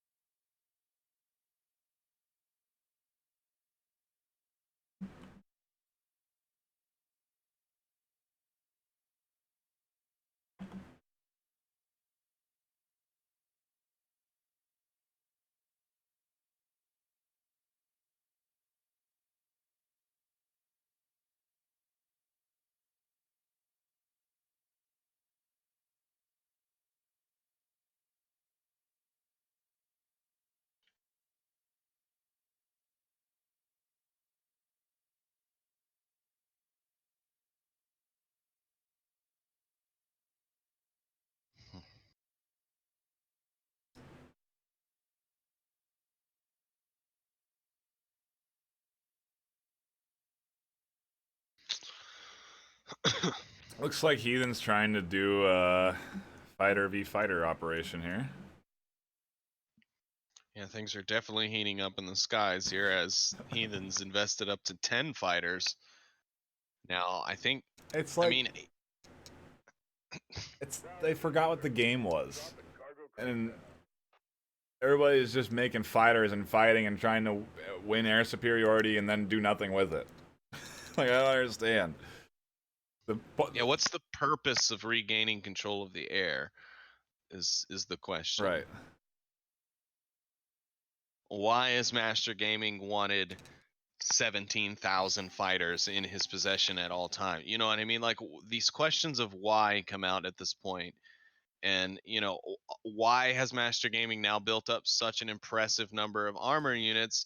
He's now up to 10 troop transport trucks. I think he's trying to finally just win out the war of attrition on the ground and numbers war. And I think that's now why the fighters are coming in from, oh my goodness. I mean, 6 cargo planes and from the side of Heathen, which are just dropping troops at an incredible rate. He's at 109 troops on the board versus the 42 for Master Gaming, which will inevitably climb steadily as he's put 10 troop trucks on the board. I mean, and it's to a point, and We'll a few see. more pieces of armor get melted done. I mean, the fighters are helping the P-38s make their runs, which is great. But there's no base pushing. There's nothing going He on. needs something. Yeah, something has to come in on the ground. The base has to get damaged. I mean, maybe there does need to be some sort of a mechanic built in. I've been thinking that after a game goes past 45 minutes, whoever has most base damage done to their base loses. Yeah, And that forces players to put themselves into positions where you don't have 15 fighters over a base, where you're forced to instead figure out a strategy where how can I get damage onto the base. Instead, what he'd be doing is he'd be sending bombers kamikazing in over the base, trying to kill AA, and then trying to do damage to the base, but we don't have that. We just have both of them kind of stuttering around trying to win map control and not happening. And yeah, Heathen would have lost this map a long time ago if there were any sort of limits on how long a round can go.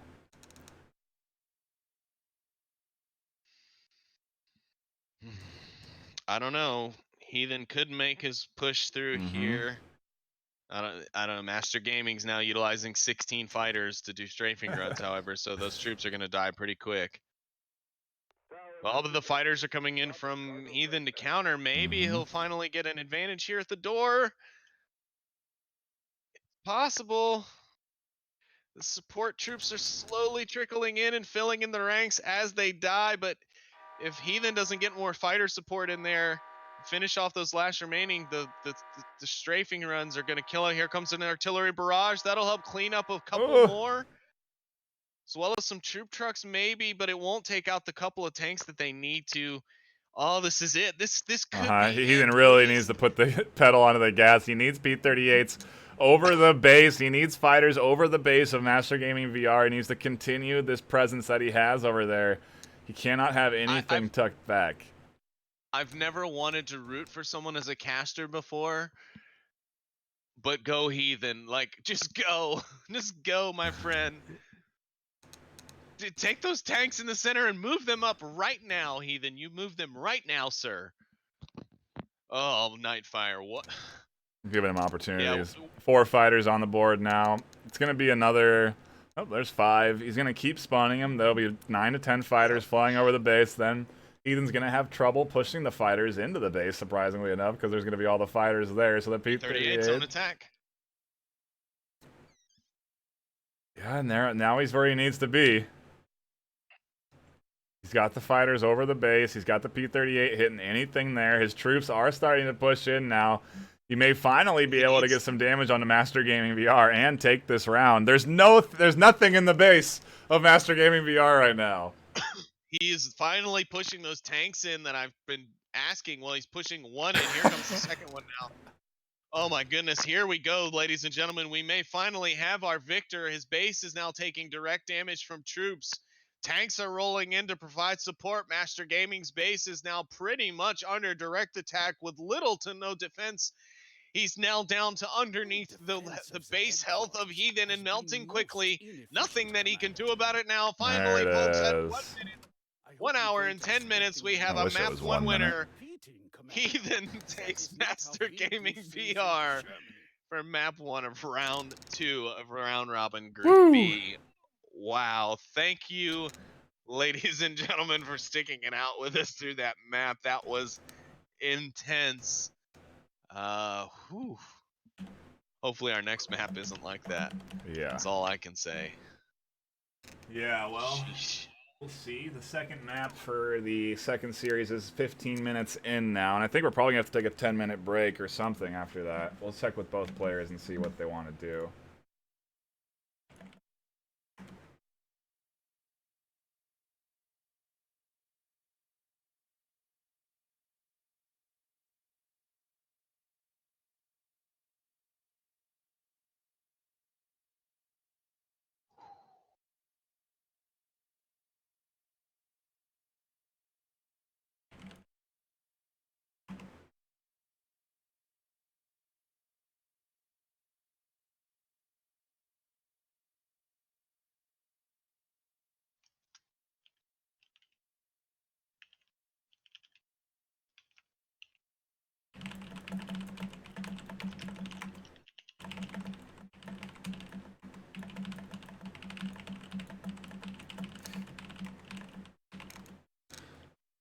We are going to take a bit of a break while we wait to hash out the rest of these matches, but for now, thank you for tuning in. We should be back in about 10 minutes. Until then.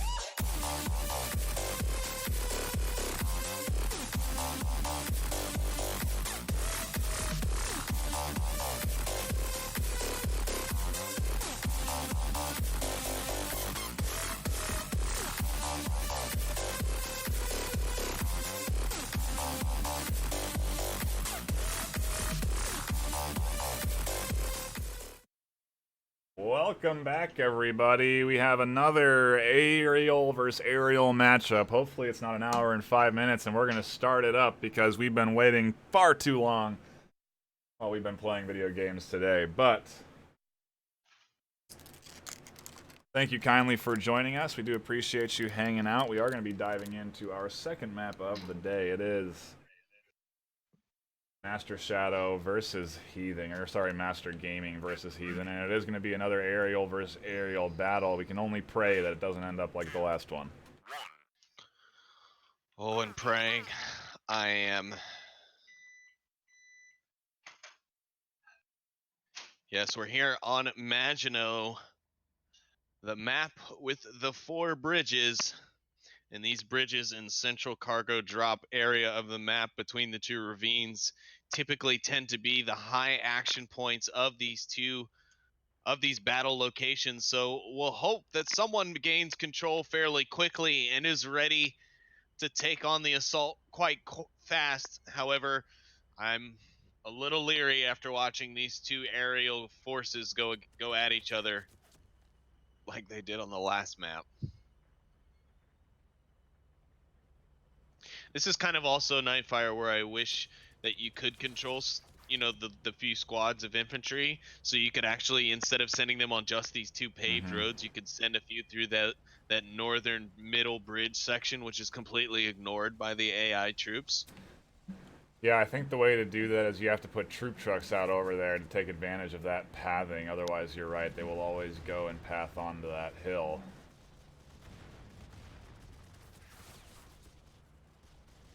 What I've seen work really well on this map, and I'm surprised neither of these 2 players are really considered using, is, Beaumont and Galland, 2 units, especially Beaumont with his anti-tank guns. They can reach out and they can touch those towers from the opposite sides of the ravine even, so they can really start melting away at base defenses quickly, as well as defensive units. And then as you move up like artillery and calliopes on a moving forward assault, you can really start to make your enemies free range kind of slow. And here we go, Master Gaming trying again to have air superiority, but really Heathen managing to keep his own in the air with fewer units. Yeah, and he's got a nice couple of tanks here to deny the lane control out of Master Gaming VR. Instead of him reinforcing that lane with troops, he's reinforced it with tanks. And so we're going to have a bit of a stalemate draw there on both of these lanes in terms of presence, and instead it's going to allow both players to focus on microing the air for those sweet, sweet points of how many planes you can shoot down.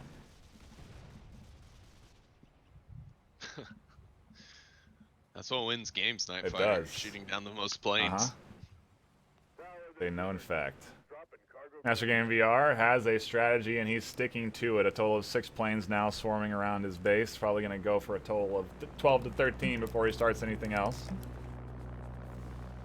Does work out though. I mean, it does give him full air superiority over his base. Makes it incredibly hard for P-38s to be effective on any sort of land units, and actually we're seeing now the contest, for the first airdrop going in favor of Heathen. Master Gaming not getting those bikes out fast enough.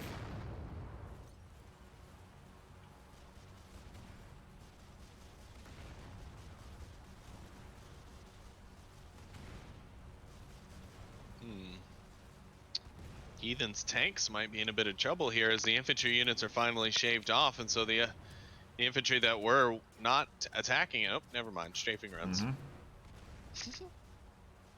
Heathen's microing those aircraft quite well over the middle of the battlefield here.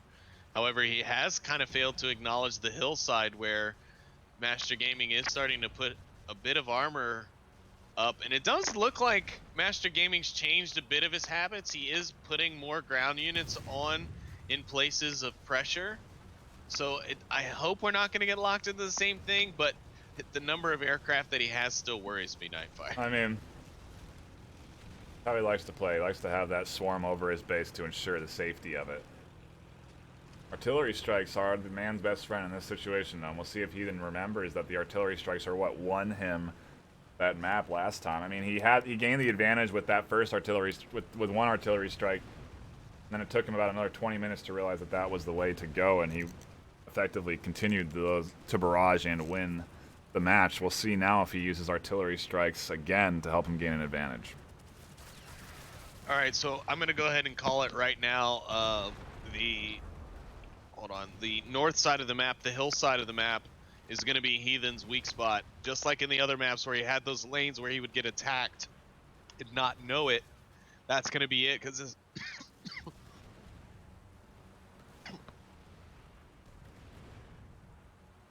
Yeah, I do agree. Well, he's already forgetting about that backside. Now, after maybe getting a notification that his turrets are getting hit, he reshifts his attention, spawns a couple of tanks out there himself, but he might do it a little bit too late, as I think he's going to lose a tower. Those tanks take any more shots. Yep, going to lose one tower there on that side. He focused so heavily on trying to push up and take out the air that was flying around the base of Master Gaming VR that he kind of forgot about that lane. And now that he's got some tanks over there, maybe he can regain a little bit of presence on the north. And hey, everybody from the other channel, I see everybody coming over to the raid there. Thanks for tuning in. We do have the second map here, and you can see Heathen having a bit of a weak spot there in the north, as Knight and I were discussing just a moment ago before I choked to death. Yeah, I mean, Heathen overall, though, is maintaining the southern side of those bridges quite well, as long as he keeps an eye on that bridge that's just north of him, because that could be used as a flank route very soon if Master Gaming decides to actually play a bit more on the ground this time around.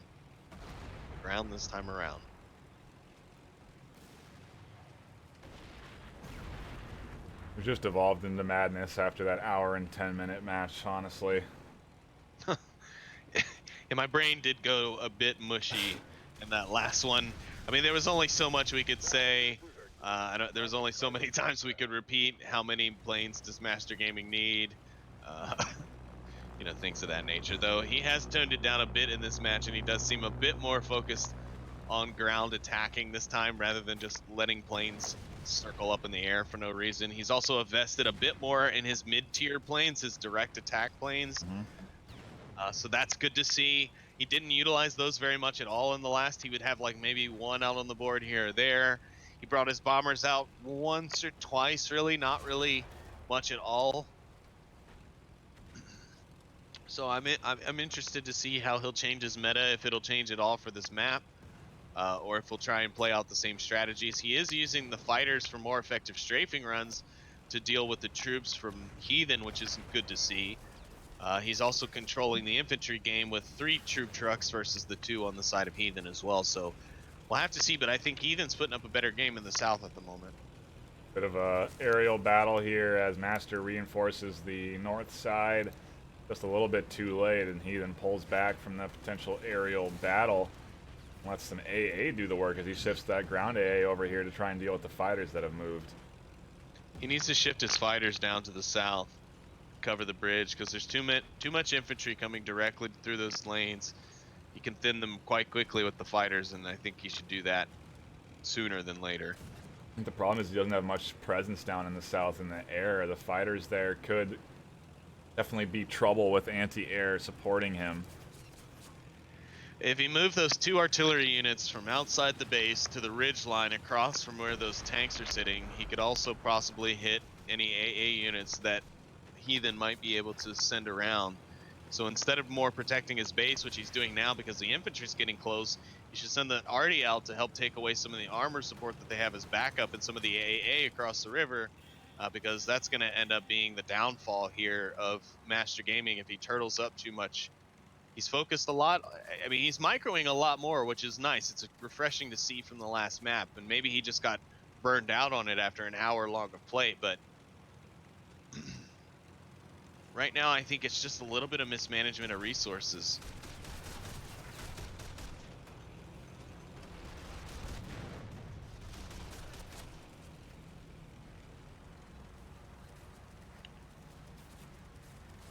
Full-on aerial battle going on here.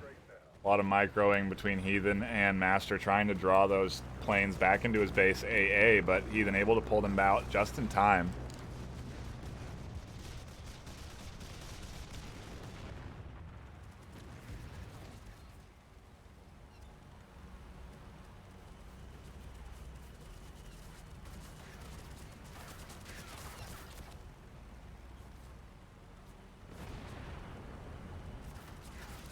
Two fighters go down, two more are bought.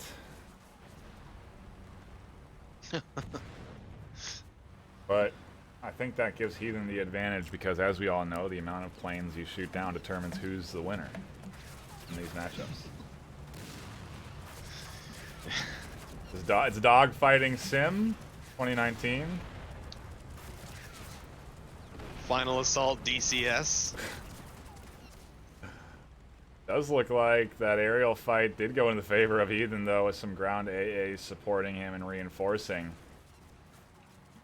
I imagine Master Gaming VR will purchase about 3 more planes.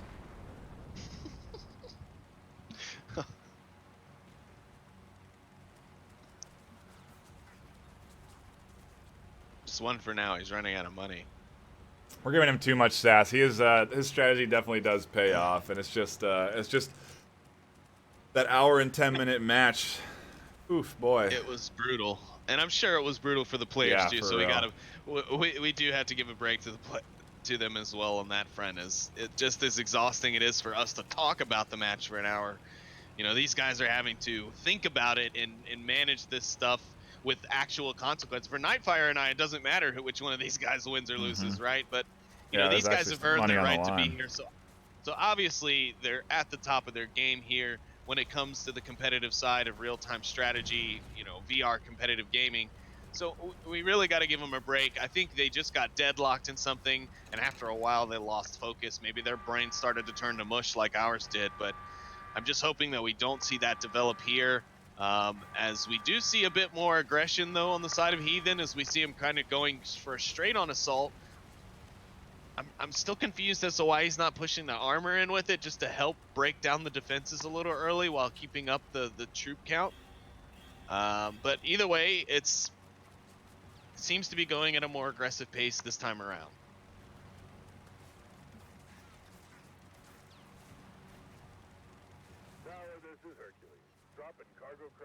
Got 3 troop transports on the back end. Strategy that Heathen likes to go with to reinforce his lanes.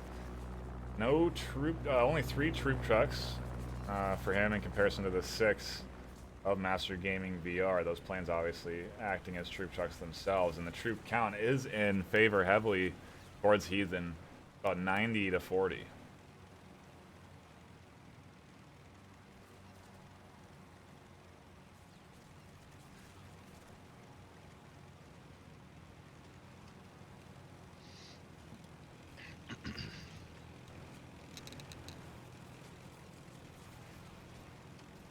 See, Heathen has resorted again to a similar strategy as far as troop layout goes. He's relying on cargo planes and cargo trucks. I think the cargo planes have a higher rate of turnout, but they drop fewer troops. Maybe I need to familiarize myself more with the intimate details of each specific unit, but he churns out a lot of forces. Basically, he's sitting at just about 100 forces on the board, just, you know, running those specific lanes, and most of them going south. But if you do break off and run north as well, with the assistance of some of the troop transport trucks that he's got up there. So he has acknowledged that he was a little weak in that north area, and he's reinforced.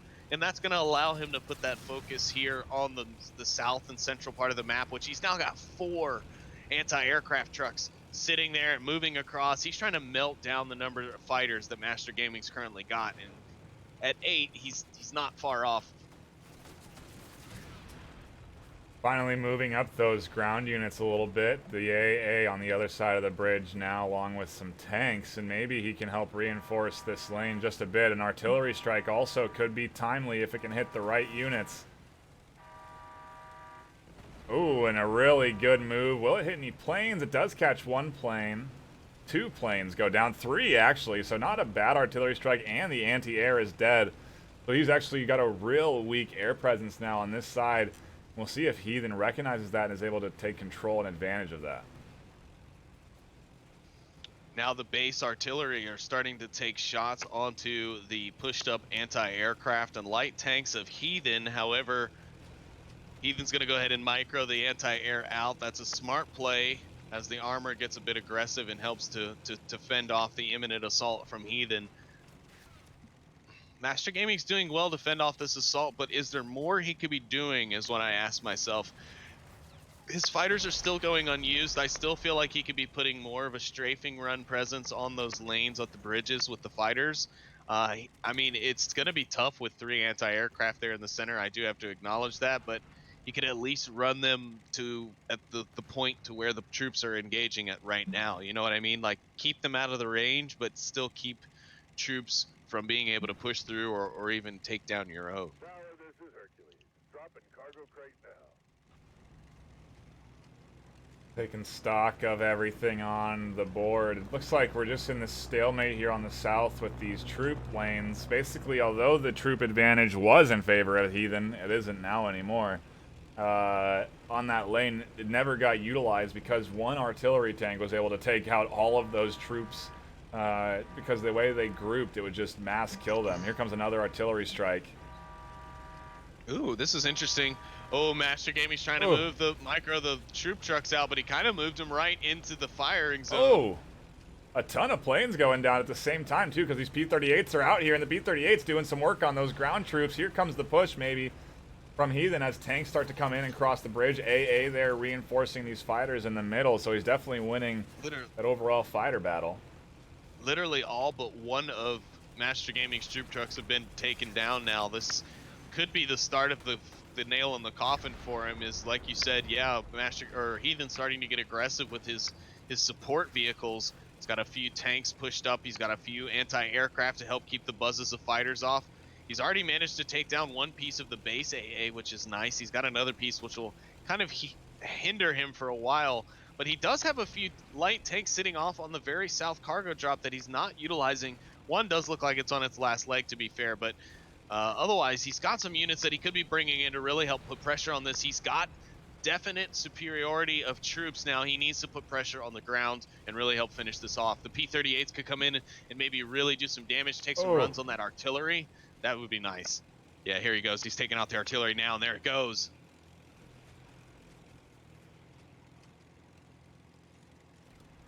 Oh, and finally, here's Master Gaming responding with some fighters on strafing runs at the bridge. It took a while, but I think it's because Heathen just had way too many anti-aircraft on the board. He's down to only 1 now at the current moment. The troops are there. They're knocking on the door of the towers, and they're starting to do some tower damage. He's bringing them in from the north. He's bringing in those 3 light tanks that were sitting on the north cargo drop to help support. I feel like you'd almost forgotten about those for a second. P-38's reinforcing. Nice.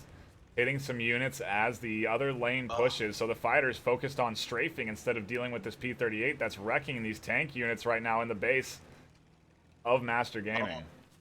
If Heathen would just turn around and focus those 3 tanks in the south to help assist this push, I think it could be the death blow for Heathen. Those aren't even the ones I'm talking about. I'm talking about the ones on the south cargo drop just sitting still. They can help reinforce the infantry push in the south gate. Here comes an artillery barrage now from Heathen, right directly onto the base and the exit of any manufacturing. So that'll help deal devastating blows to any production that Master Gaming might have had going on at the time. But yeah, this is an opportunity for Heathen to choke him out. He's got the AA at the front line of the base. It can shoot down any planes that are basically spawned. He has to artillery or take out that final anti-air if he really wants to have full air control dominance over on this north side, but he's got it done with the south, so he could send all sorts of P-38s and whatnot on the south. Tanks are in the middle of the base doing damage to his base. This is not looking good for Master Gaming VR. It is not. He is now taking direct damage, and he is definitely on the backside as far as troops go. God, he's only got 14 compared to the incoming 107.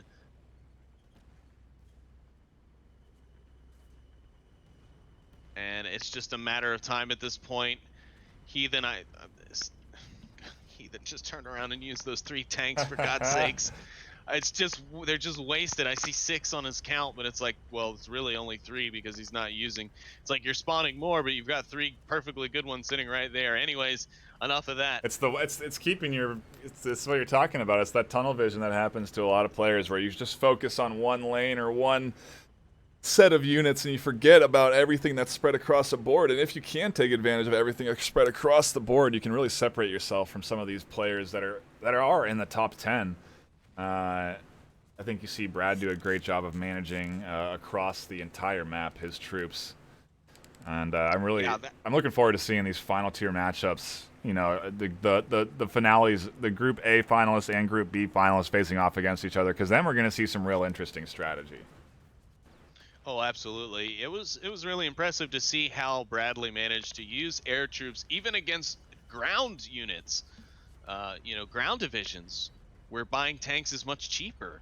Was able to still come back and just light people up, and with focusing mostly on ground units, which are again more expensive for his particular division.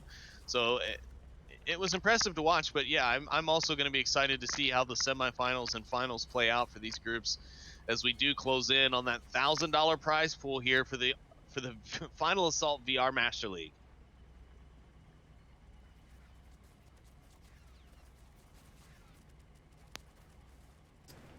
Bit of a comeback, a bit of a stopping of the damage, at least, from Master Gaming VR. Yeah. Yeah, I think that tunnel vision that Heathen got was definitely the tunnel vision of the assault on the base. I think he had it locked up. I think that he thought he had it locked up. Sorry, that came out wrong first. And so he really was focused on that, and that's kind of part of the reason why he left certain troops where he did. But yeah, it does a bit of a lull, but he is going to bring in some support now as he can afford it. Some tanks coming across the ravine. Nope. Sending in for the cargo drop in the center point. That's his goal. He wants to maintain those cargo points if he can, even while maintaining an assault on the final objective. And he does pick up another one, so that'll be good for him.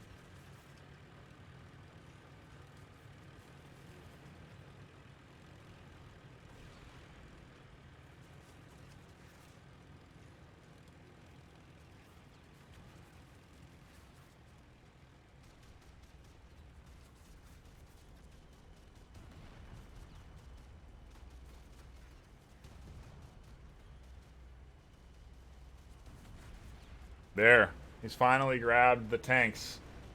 I see. And here comes the full push. Massive push of armor across the grid. Yeah.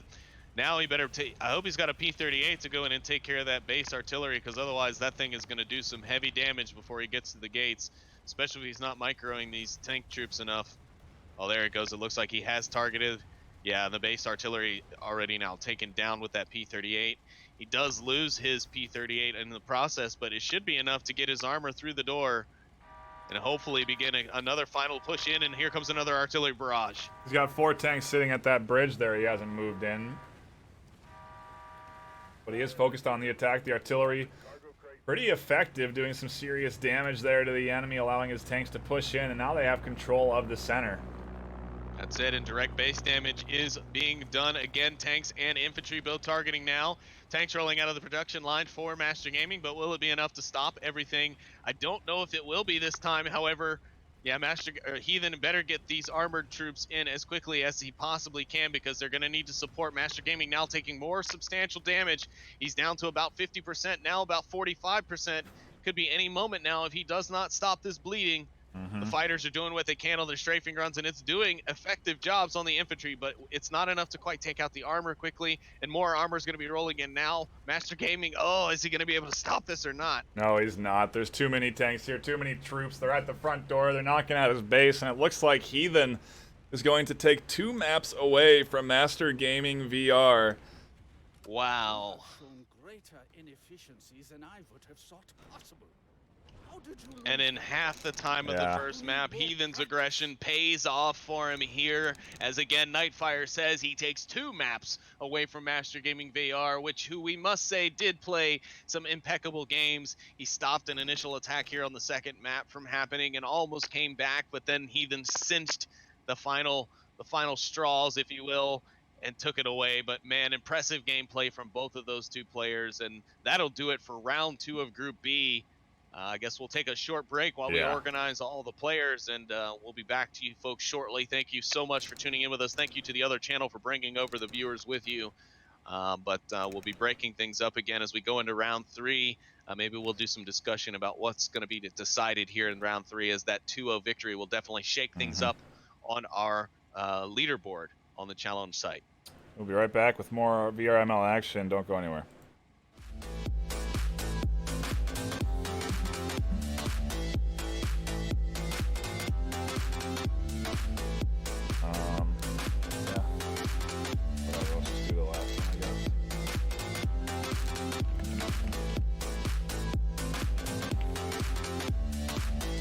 Matter? Does Master Shadow and V-Strict matter? Master Shadow's lost, no matter what. But V-Strict's qualifying. The only one that matters is Heathen and Sporks, because one of those guys is qualified. Heathen wins both games.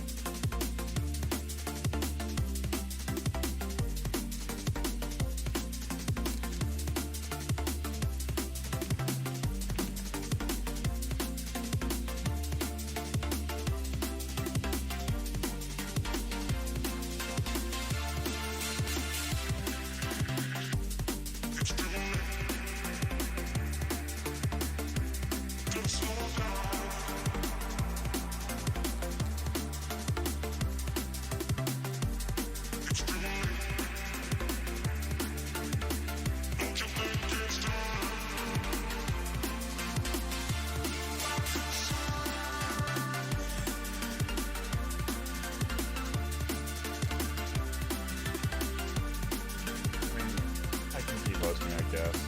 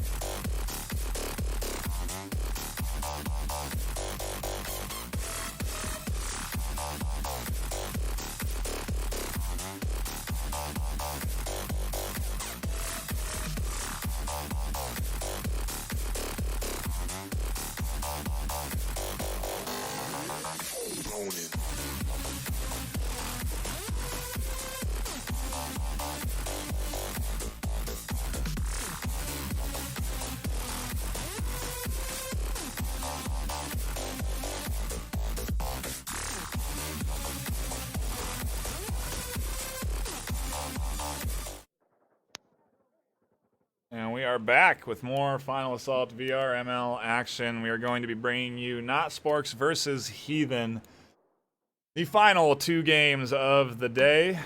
We're going to be going on Maginot with a Nichols versus Gallons division for round 1.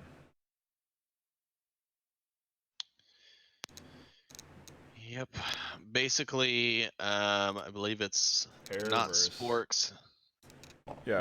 It's Galland, which is a ground division, and again, Heathen playing Nichols, it's trusty Nichols, and the air division.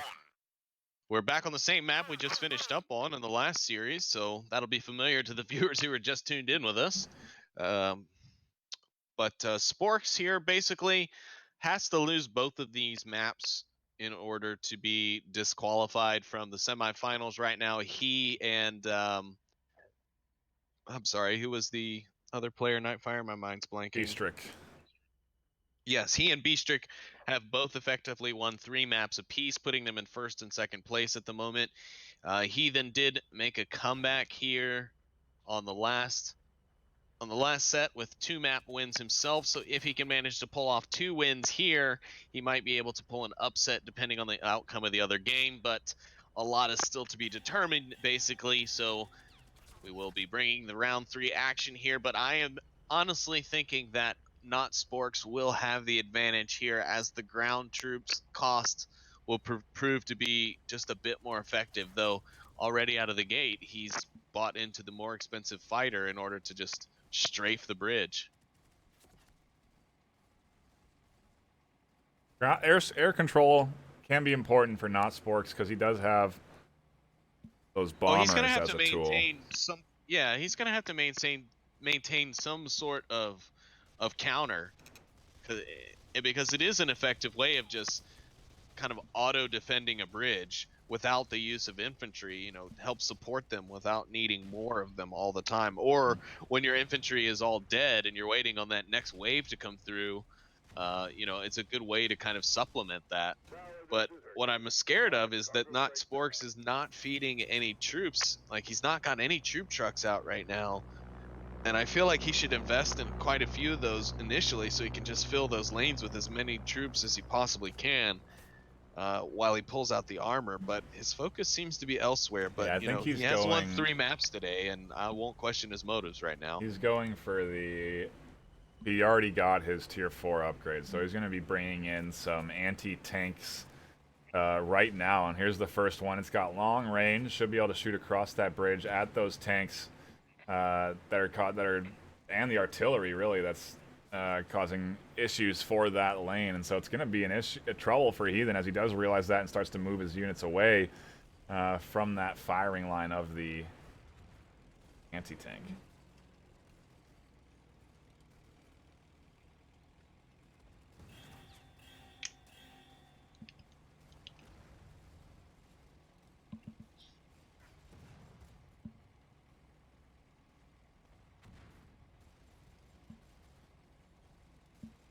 Heathen going for his patented cover and control of the cargo drop points. A few pieces of armor typically sitting at each spot, or at least nearby enough to react in case it does come.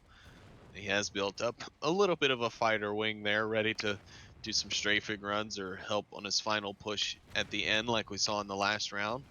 But right now, Not Sporks is going to be having to really micro that tank destroyer, as that's about the only thing he's got. He's only got the one, but that's already found its first target. Oh, and it's second. It's going to be taking out that second tank through the trees. Through the trees! And now here we go. I'm seeing some action out of Not Sporks in the way of troop maintainment.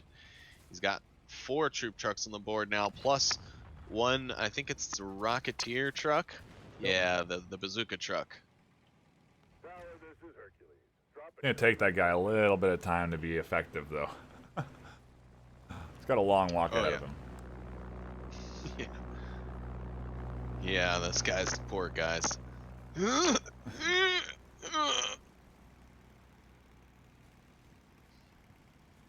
get there. And Sporks is definitely aware of the dangers of the air, the air unit. Mm-hmm. He's got his anti-aircraft out quite early.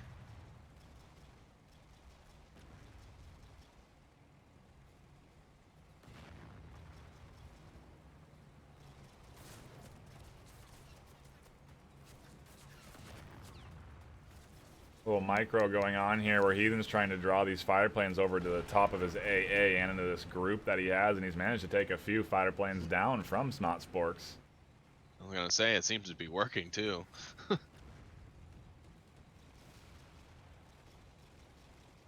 But it's going both ways as Not Sporks gets a few, or as Heathen gets a few fighters drawn in over the AA of Not Sporks.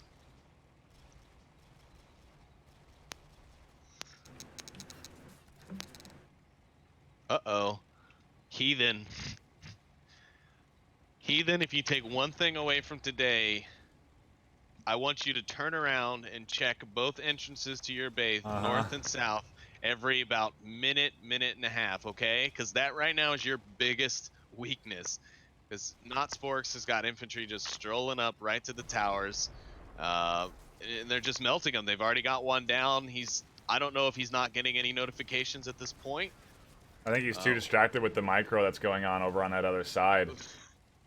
He's got absolutely zero resistance too. There's no base defenses at all because he's been so focused on the attack right off the gate. He's not built any sort of defense around his main base. And there goes the second tower. The troops are on their way. They're directly into the base now. It's all base damage. He's going to try and pull out some troops, but I don't know if it'll be enough. He might get out strafe.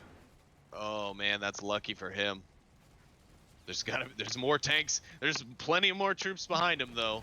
Total of almost 100 infantry on the board right now, and most of them going in that north route towards the hillside. I don't know, there's a nice army amassing now too in this other lane that is just getting strafed down as well. The strafe from those fighters paying off huge to deny these lanes any more presence. But yeah, 2 towers already down on the back end for Heathen. Definitely is going to be the focus for Sporks. Yeah, I think Sporks could also dedicate some of those fighters into the north to kind of counter strafe, or even possibly, engage the fighters just a teeny bit while trying to stay out of the range of the base AA at the same time. I know that's a tough ask at this point, but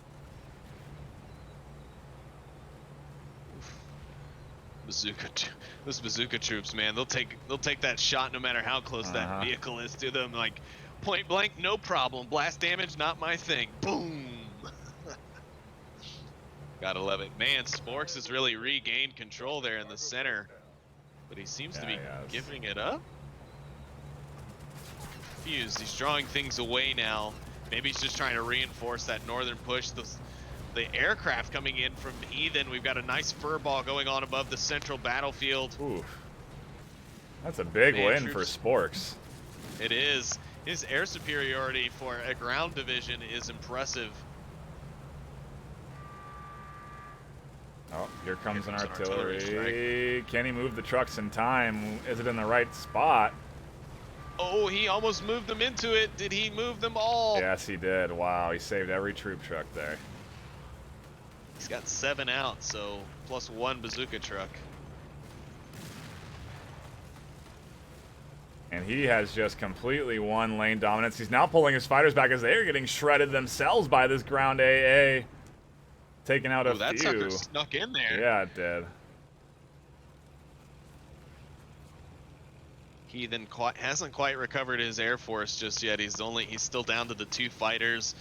no cargo aircraft going for him right now. I'm really surprised. He's this whole round he's been so focused on attacking that he hasn't really thought about his troop management. Normally he's got at least 3 cargo aircraft dropping off troops. Yeah. As well as, you know, a couple of troop trucks. Right now he's just leaning on those troop trucks while he's trying to focus everything on just a constant barrage on those south and central lanes. I think he wants to try and regain air control, so he's setting up some AA and tanks over here on this side, but the anti-tank is coming in and is going to be a threat because now this AA is stuck here between all these troops and an anti-tank pushing in behind it. Now he's just lost 2 AA trucks, which are not cheap. And 3 tanks about to go down here as well.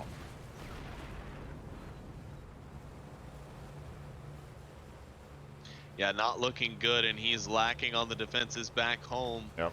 1 V2 rocket strike could effectively take out what's left there. He does pull out a P-38 from his base, so I'm thinking he's going to be looking to take down these tank destroyers here any moment. But we'll just have to see how that turns out. Sporks is definitely focused on a push here, though. He's pushing his line forward very slowly but surely. He hasn't taken down that base AA, which worries me for his fighter aircraft being this close to the main base. P-38 is going to be under direct fire, almost immediately shredded by the Air Force of Not Sporks. An amazing play out of him. Again, a ground division playing the air so well. It's almost like Bradley yesterday, an air division playing the ground so well. We're seeing the inverse of that today. He did throw out those troop trucks to keep the flow going through the lanes, but now he's just dominating with an active frontline push. Really needs to get some of those anti-tanks out there again. He had 2 that could have been a threat to the base, but they unfortunately got picked off. Yeah, he's pulling his fighters back. There's an anti-air out on the bridge, and he has an anti-air that's just going to get, unfortunately, just decimated itself because it has no protection from the light tank, which is taking its shots. Heathen's base is about almost directly under attack again. This tank goes down. There's nothing stopping the infantry from hitting the main base directly.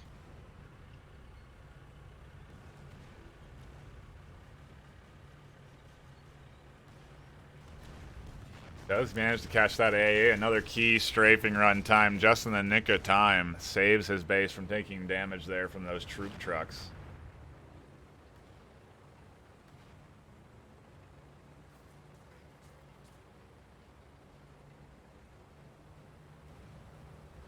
I think Sporks needs to spend a little time now investing and building up a little bit of armor. You know what I mean? Like, he's got the flow of troops, I feel. I think it just needs to be a little bit more armor incorporation in there, and he's got a good formula for a very good active frontline assault onto the main base. And with just a little bit more support on the south, they would have been successful in this last one, I feel. But he then just keeps saving it, like you said, in the nick of time with strafing runs, and that's basically what saved him this entire game from starting to take actual base damage, because he's completely without defenses as far as turrets go for a long time now on this map, and we're only 12 minutes in. Counter strafe runs coming in from Not Sporks. The ATG output has slowed down significantly, as you're right. He has focused on troop output and aerial dominance, reinforcing with more anti-air here on the bottom. Maybe he doesn't want to send that tank up before he has AA to cover it. Really worried about those P-38s that just aren't out there yet.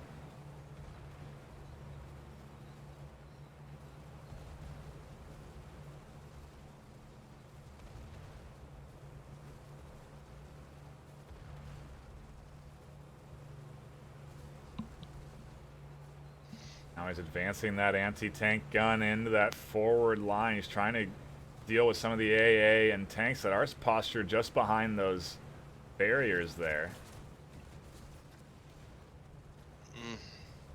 Just a little bit more investment.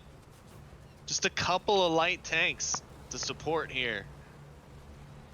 and I think it seals the deal. You know what I mean? Yeah, that ATG was just sitting there for so long. Now he's finally realized it was sitting there doing nothing. And here's the huge army massing up on this side, and base damage coming in onto Heathen. Not Sporks' ATG is doing work. He's managed to spawn in a P-38 just in time to come out there and pick off that. But the troops are here. They're pumping damage out onto the base. They sure are, and the P-38 and fighters are on a strafing run now, and unfortunately with a good grouping of those, all the infantry goes down, but the anti-tank gun's still going to fire directly onto the base. Heathen's still taking damage, about 60% at this point. If they can't get that P-38 on another attack run, and here it comes now, another dive bombing run, and there goes the tank destroyer, and that's going to be a big blow to Sporks here. But he does manage to take Heathen down to about 50% base health, which is quite impressive. So now just a little bit of regrouping. Again, if you just spend, I think, a few dollars on, 3 or 4 light tanks, get a couple more of those tank destroyers again, and then send in the assault, he's going to be successful. I think that was the only thing wrong with that advance. Utilizing these bridges and this clear lane to send these tank units in right up to the front lines, and it is paying off. It is getting him that range that he needs to hit. It's getting him just in range, excuse me, to hit that base with that tank destroyer, because that tank destroyer does have an incredibly long range. Oh, absolutely, it does. It's almost like an anti-tank gun. Yeah, the problem is if it's out in the open, or if it's like too obvious, he's gonna take that P-38, well, which he no longer has, thankfully, to Sporks, but he's gonna take that and start really utilizing it to counter it. But he is gonna pull it back for now. I'm assuming he is gonna be building up his forces. He did purchase an AA for not Sporks. That's a good buy. I think that was missing from that assault as well, to help kind of counter the P-38 and the fighters doing their strafing runs against the infantry.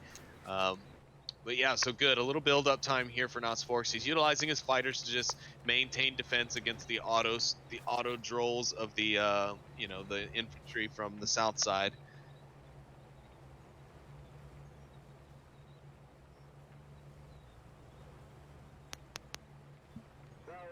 I think Heathen may be able to slow this game up a bit, because he does have those troop transports coming out now, reinforcing it. He's got 4 troop trucks down on that bottom lane, that south lane, that are really giving him a little bit of presence on the bridge. But the focus of Notspork's attention is on this short bridge here, and you can see that he's amassing an army. 4 fighters, a couple AA, 2 tank destroyers. Sorry, 1 tank destroyer and a tank.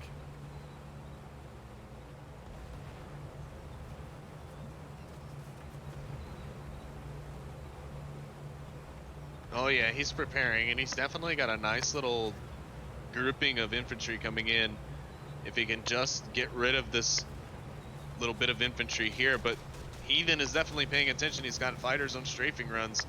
You might want to move up those AA units to try and cover that north lane, or that south, yeah, the north lane, so that he can help stop the fighters from strafing all of this infantry before they get to the target. P-38's out here. It's doing some damage. Does get taken down. A nice pick, and it's going to open up the chance for Heathen to make this push. He's got a huge aerial army he has to manage as well, and it actually looks like he's going to back off from the push just for a second as he reinvestigates what's going on throughout the rest of the map. Make sure he's in a position he needs to be.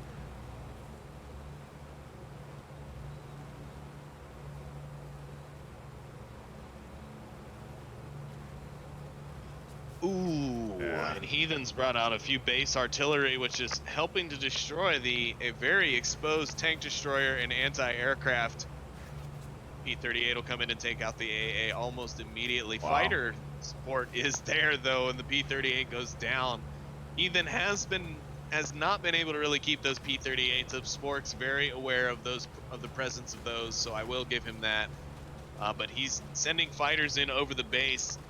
I think he knows it's a sacrificial run, because the base AA is just chewing his fighters up all before they can do anything. Oh, that one manages to drop one of the cargo planes though, or the troop transport planes. Yep, I think that's what he's going for. He knows that these are low HP troop transports, and he does take both of them down now. That's going to shore up Heathen's advantage, and I wonder if Heathen's aware that he's lost those planes even.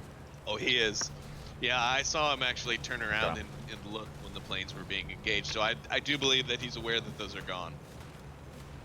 Ground A here, working away onto these fighter squadron, and it's really falling him nicely as he's trying to micro them away. This AA is just hammering these fighters.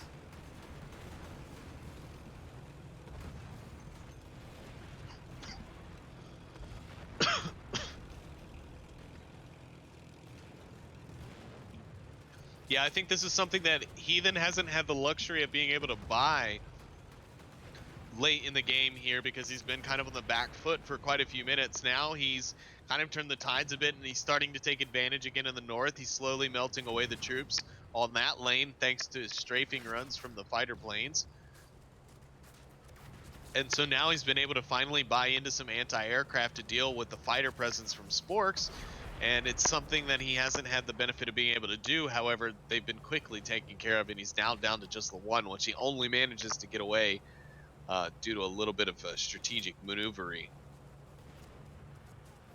Lane presence is going to start to shift heavily into the favor of not Sporks if this keeps up, although those 4 troop trucks should keep things somewhat balanced on the south. The north is going to begin to push again. As you can see, the bazooka launchers up there and all of these troops moving in to do some work. He's got fighters circling above so that he can prevent any strafing runs from happening, and this could be another issue for Heathen if he doesn't pay attention to this lane again.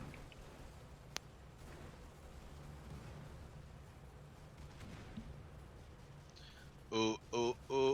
Oh, no, it looks like Sporks is going to pull that fighter back. I was hoping he was actually going to continue to use it to strafe, but he's not, and Heathen is going to notice this lane, and he's going to, yep, here comes the strafing run, and without any support, that strafing run is going to be deadly. The artillery is for not Sporks has moved back, but it looks like he's going to focus his tank destroyer on it.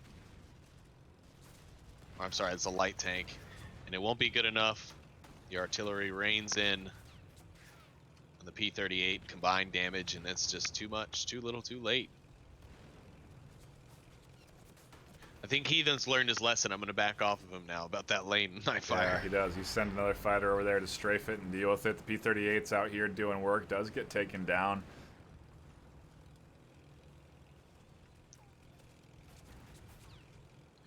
Yeah, he's not been quite as successful in his assault as Sporks has been with his troops, but you know, he has overall done well. He was on a great initial assault there. He kind of was on the upper hand with the south lane. But yeah, now he's just kind of trying to amass his forces back and build something up. He's going to try and grab this cargo crate here on the south. But the south lanes are being reinforced now by Sporks, and he's got the support of some fighter strafing. Could ease the burden of the infantry, which would help the forward progress.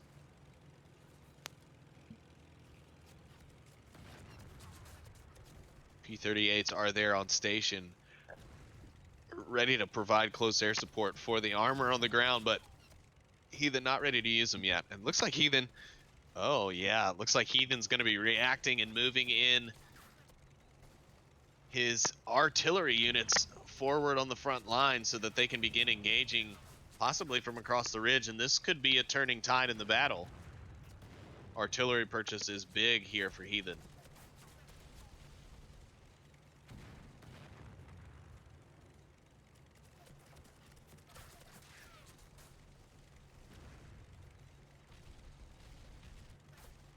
Aircraft are on strafing runs. They're helping out. That's good. The 3 artillery push from Heathen has really helped turn the tide here in the south. The north side's still susceptible to a well-supported push, as it's just a few trickling members and a little bit of support from a fighter.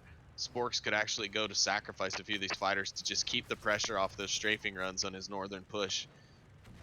That's one note of improvement for his game on this map. Otherwise, he's been doing quite well, in my opinion.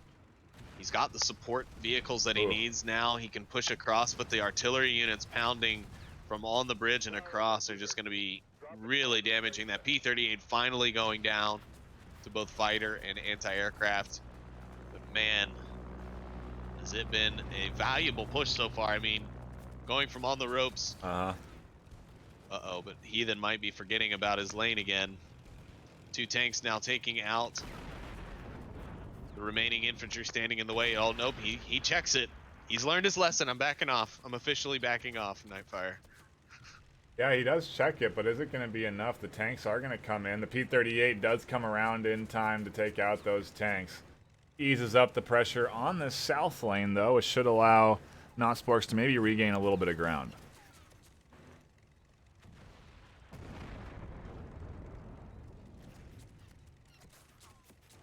Hmm.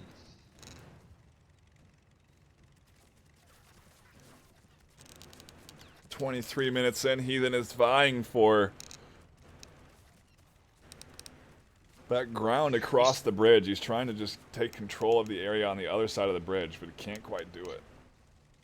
Not only that, but Heathen's also vying for his spot. He's vying to dethrone that second place to get into the semifinals next weekend.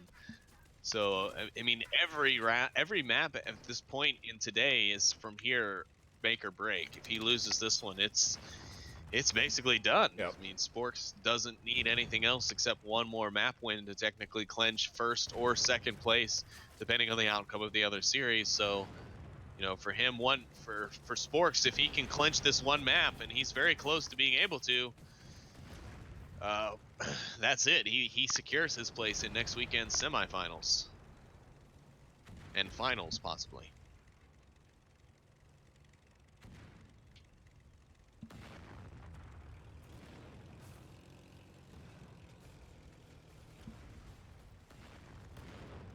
We'll have to wait and see. Heathen mounting his comeback. He got down to nearly less than half health, 40%. But he stopped the push. He stopped the aggression from Notsporks. And now Notsporks really on the defensive, trying to react. Not seemingly doing a good enough job of it as he tries to put out more AA here to deal with all of these P-38s that come in and keep wrecking his tank destroyers. The problem is, though, it doesn't, like, and he's finally done it. Sporks has finally reacted and put some fighter pressure on the north lane. That's going to be a huge support to his troops on the ground. These strafing runs will be huge, but it doesn't seem like he put it on a looped strafe, so that's not going to be quite as effective. It will engage the fighters over top, though, which will keep them from hopefully strafing as the pressure builds up there. But you know, all this pushback that's happened from Heathen has basically gone nowhere, as he's then spent the next 10 minutes microing the planes, which has really done nothing but get him right to the door. He's still not put any pressure on those two northern gates. The only gates that have taken any damage have been the southern ones. Or I'm sorry, it's taken no southern gate damage. Only pressure has been on the north. So yeah, it's like he's pushed him back, but okay, for what? There's no support there to launch an attack on the base. So he's just killing things to kill things at this point. I know he's fighting, and I'm sure in his head right now it's making sense why he's doing it, but I'm gonna say from outside perspective, from an aerial perspective, it doesn't make any sense because he's really just kind of fighting to stay alive on one side and then just kind of pushing up to push up on the other. Has to be a plan of action to follow up what you're doing with your units, and I do agree. We'll see if maybe something starts to take shape over time as Heathen maybe tries to build up an army here to send in with his fighters. But like we've been saying, mass units is tough to deal with in this game. Even if you have 6 or 7 fighters, 3 tanks, 2 AA. Secured literally every cargo drop, though. I will say that 6 cargo drops going to him versus the 1 to Notsporks. Yeah, it was pretty good. And an artillery barrage going straight into those gates. It kind of makes you wonder if he heard me, because now those southern gates have got some damage.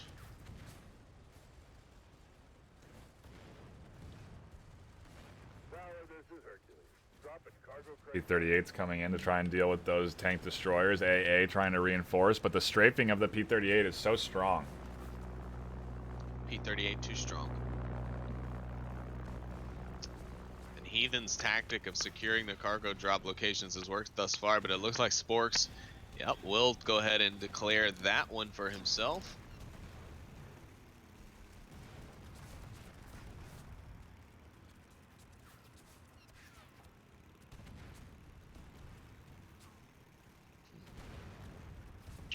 Yeah, Heathen is not reinvested in any sort of base defense again, so if this south lane breaks, or I'm sorry, north lane on the hills breaks again, we could be looking at another direct attack onto the base. But thankfully for him, he does keep a fighter on a strafing run there, so if only a little more micro on the aircraft from Sporks, I think, would really have done in this lane a long time ago. Really gotten focused on the shortest lane instead, and it is a bit of that micro tunneling that's going on here as he's really drawn all his attention to maintaining AA and putting ATGs out here to prevent these troops from pushing his tower. Maybe if he just surrendered those turrets and opted in to send this army to the south, he'd be having some different results, because this is where his army is strongest.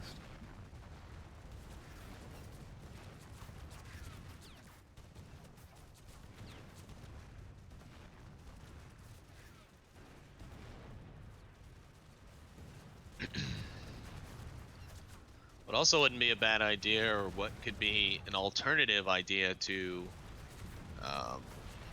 the committing of aircraft to that north push, is maybe purchase into another 1 or 2 anti-aircraft guns and push them through that, you know, very unoccupied northern bridge lane, and set it up to where that air-to-air could attack the strafing run of the fighters from Heathen, because that is literally the only thing that stops this push on the north side, even though I now see that Heathen has heavily invested in troop trucks on that side to keep a heavy flow himself. So it does look like maybe he is going to try and figure out a way to overwhelm his enemy and start his attack, but his initial assault that he focused on long ago is long gone, and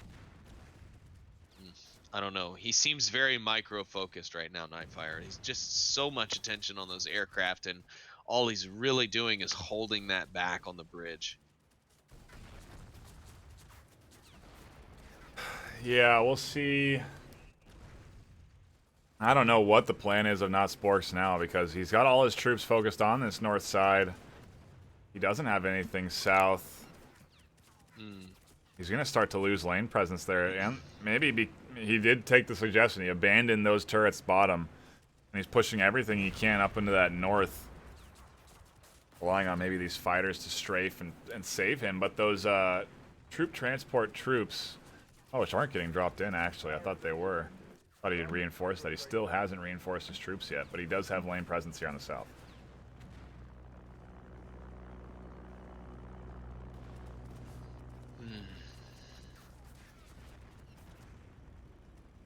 So he's left a tank destroyer at the gate to help defend, while he's gonna what appears to be support the north a little bit more.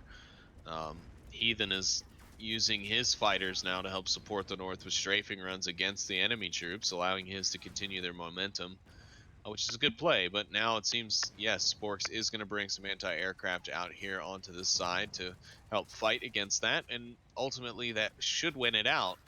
But I think now he is going to have to catch up in the realm of the troop output game, because Heathen is definitely winning that one at this point with his more investment in troop carriers.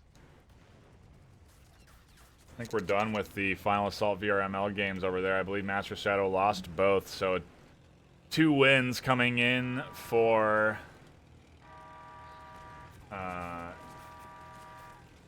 B-Strick. There we go. The name we can't remember today, apparently. Artillery strike does come down, catches out 1 or 2 or maybe even 3 artillery trucks, as it does get that last one. Also does some damage onto the base, and ooh, the P-38 coming in with the crucial hits onto the other cargos. It is doing work onto those right now. The push from Heathen is coming out. Yep, so, but as you were saying, though, with Beastra clinching both of those maps, he will secure his place in next weekend's semifinals and finals. Well, I guess just the semifinals. We'll see if he qualifies for the finals, but Heathen here possibly looking for the upset against not Sporks to take his spot in next weekend's semifinals. He's got the right idea. Will he be able to execute? And now Sporks is down on the side of troop output. That's going to start to take effect here very shortly as what he's got on the board starts to get wiped out and that turnover rate isn't quite what it was.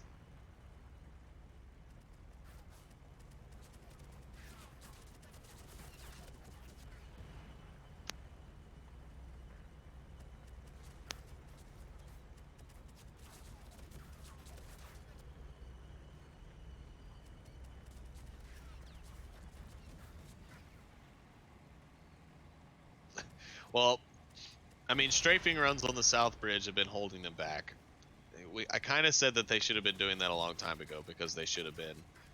Because that's all he's really been committing to the actual lane push is that. Now the fighters of Heathen are now he's microing them in the north instead of in the south. Is it gonna have the same effect though? Is it gonna make no sense? Is it gonna have no effect on the actual gameplay, or is there gonna be some sort of support here to execute the final attack? Because it's definitely not gonna be Sporks pushing his way through on that lane to an undefended Heathen base.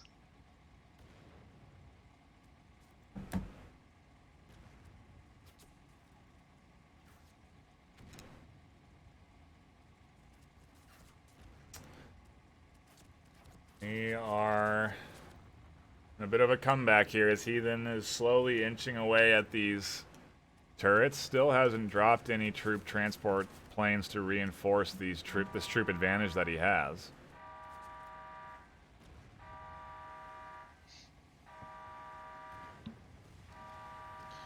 Heathen is starting to lean on those artillery strikes a little bit more to help thin out and push his infantry through the gates, but he has only taken one out and damaged others, not quite the full desired effect.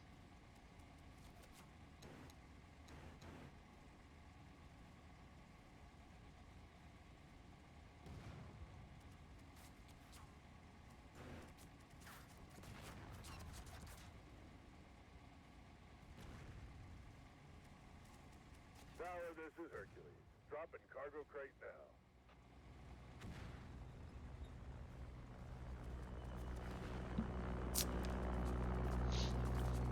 I said no hour-long game, but it seems like we're moving in that direction. I really didn't think it would go this way with Sporks playing a ground division. Like, I thought it would be an all-out ground-pounding assault for him, and he's focused a lot more on the air than I would have expected. I mean, I wouldn't have predicted this time frame. And honestly, I gotta say that with the only exception being that weak point of Heathen not checking that north lane early on in the round, Heathen's done quite well with doing what he's done with basically just auto troops and micromanaging planes.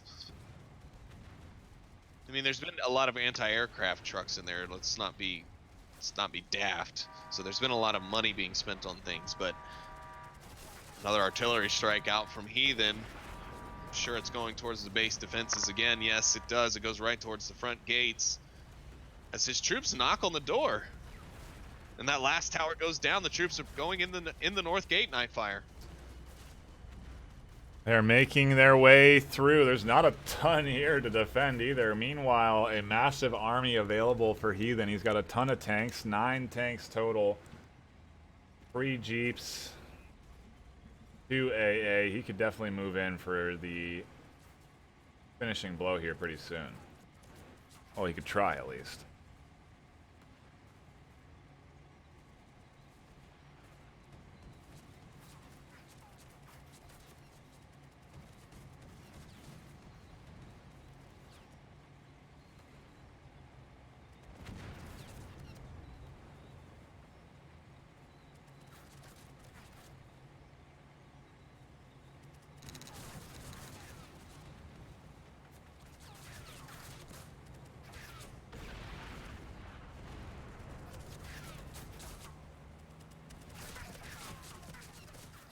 Oof, not Sporks trying to deal with that P-38 by bringing out the AA, but the P-38 just strafes both AA down.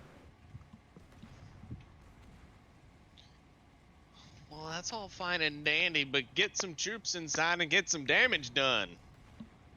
Nope, nope. I think we're in a bit of a hold here. Negative Ghost Rider, the pattern is full. Once again, we got a bit of a dogfight above the center of the map.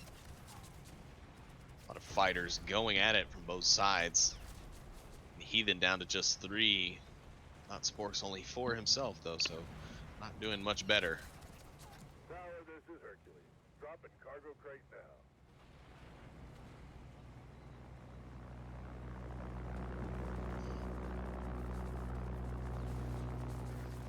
What is it with this cross-strength meta? I don't know, man. There's obviously some balancing that needs to be shifted around if you're allowed, if these sorts of stalls are constantly allowed. And Heathen goes down. We missed it, Sleepy, and so did Heathen. Oh wow, they pushed all the way through on the south. Yeah. Holy crap. We really Wow. weren't paying attention to that push. At least I wasn't at all. I don't think Heathen was either. We were so focused on that aerial battle going on that the backside of Heathen's base gets taken down with a huge army there. I mean, look at the size of it. And oh man, I feel so bad for Heathen because as I exit the lobby, I see his character avatar with both hands up around his face, like he's just like, no, like he completely, he looks devastated basically, and Wow. oh, that's rough. Well, I really missed that one on the camera, but so did Heathen as it backdoors his base. He goes down, and not Sporks now. I think that secures his position, and for first or second. If he can win this next matchup, we have a tie for first place, and I think that actually then goes into the favor. Oh, I don't know who, because they tied in their matchup against each other. Yeah, I think they would technically have to play a tiebreaker, but we don't do those in this stage because it's just about placement into the semifinals. I mean, it really just, it's who you go up against tomorrow, and I don't think there's really any rhyme or reason to that. I could be wrong. Please don't crucify me if I am, but yeah. So it's really more about qualification at this stage than it is about placement. Next weekend will be about placement, as you will have, you know, prize pool going all the way down to 4th place, I believe. Correct, NightFiree? I'm not sure on the standings there. I could be wrong. Again, don't crucify me if I am, but... Oh, wait, no, because if it... Yeah, no, it would have to be ranked going in to the semis because you couldn't do a placement for 1 through 4 if there wasn't some type of seeding going into the semifinal.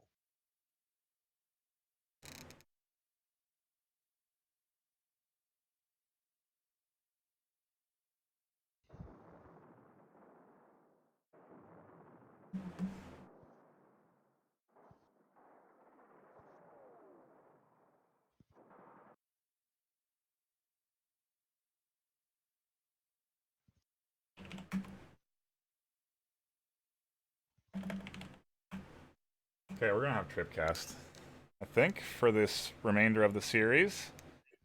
We are gonna take a brief break while we try and solve where the next matchups are coming from. Thank you guys for hanging out. We do appreciate you, and we should see you guys with the final round shortly.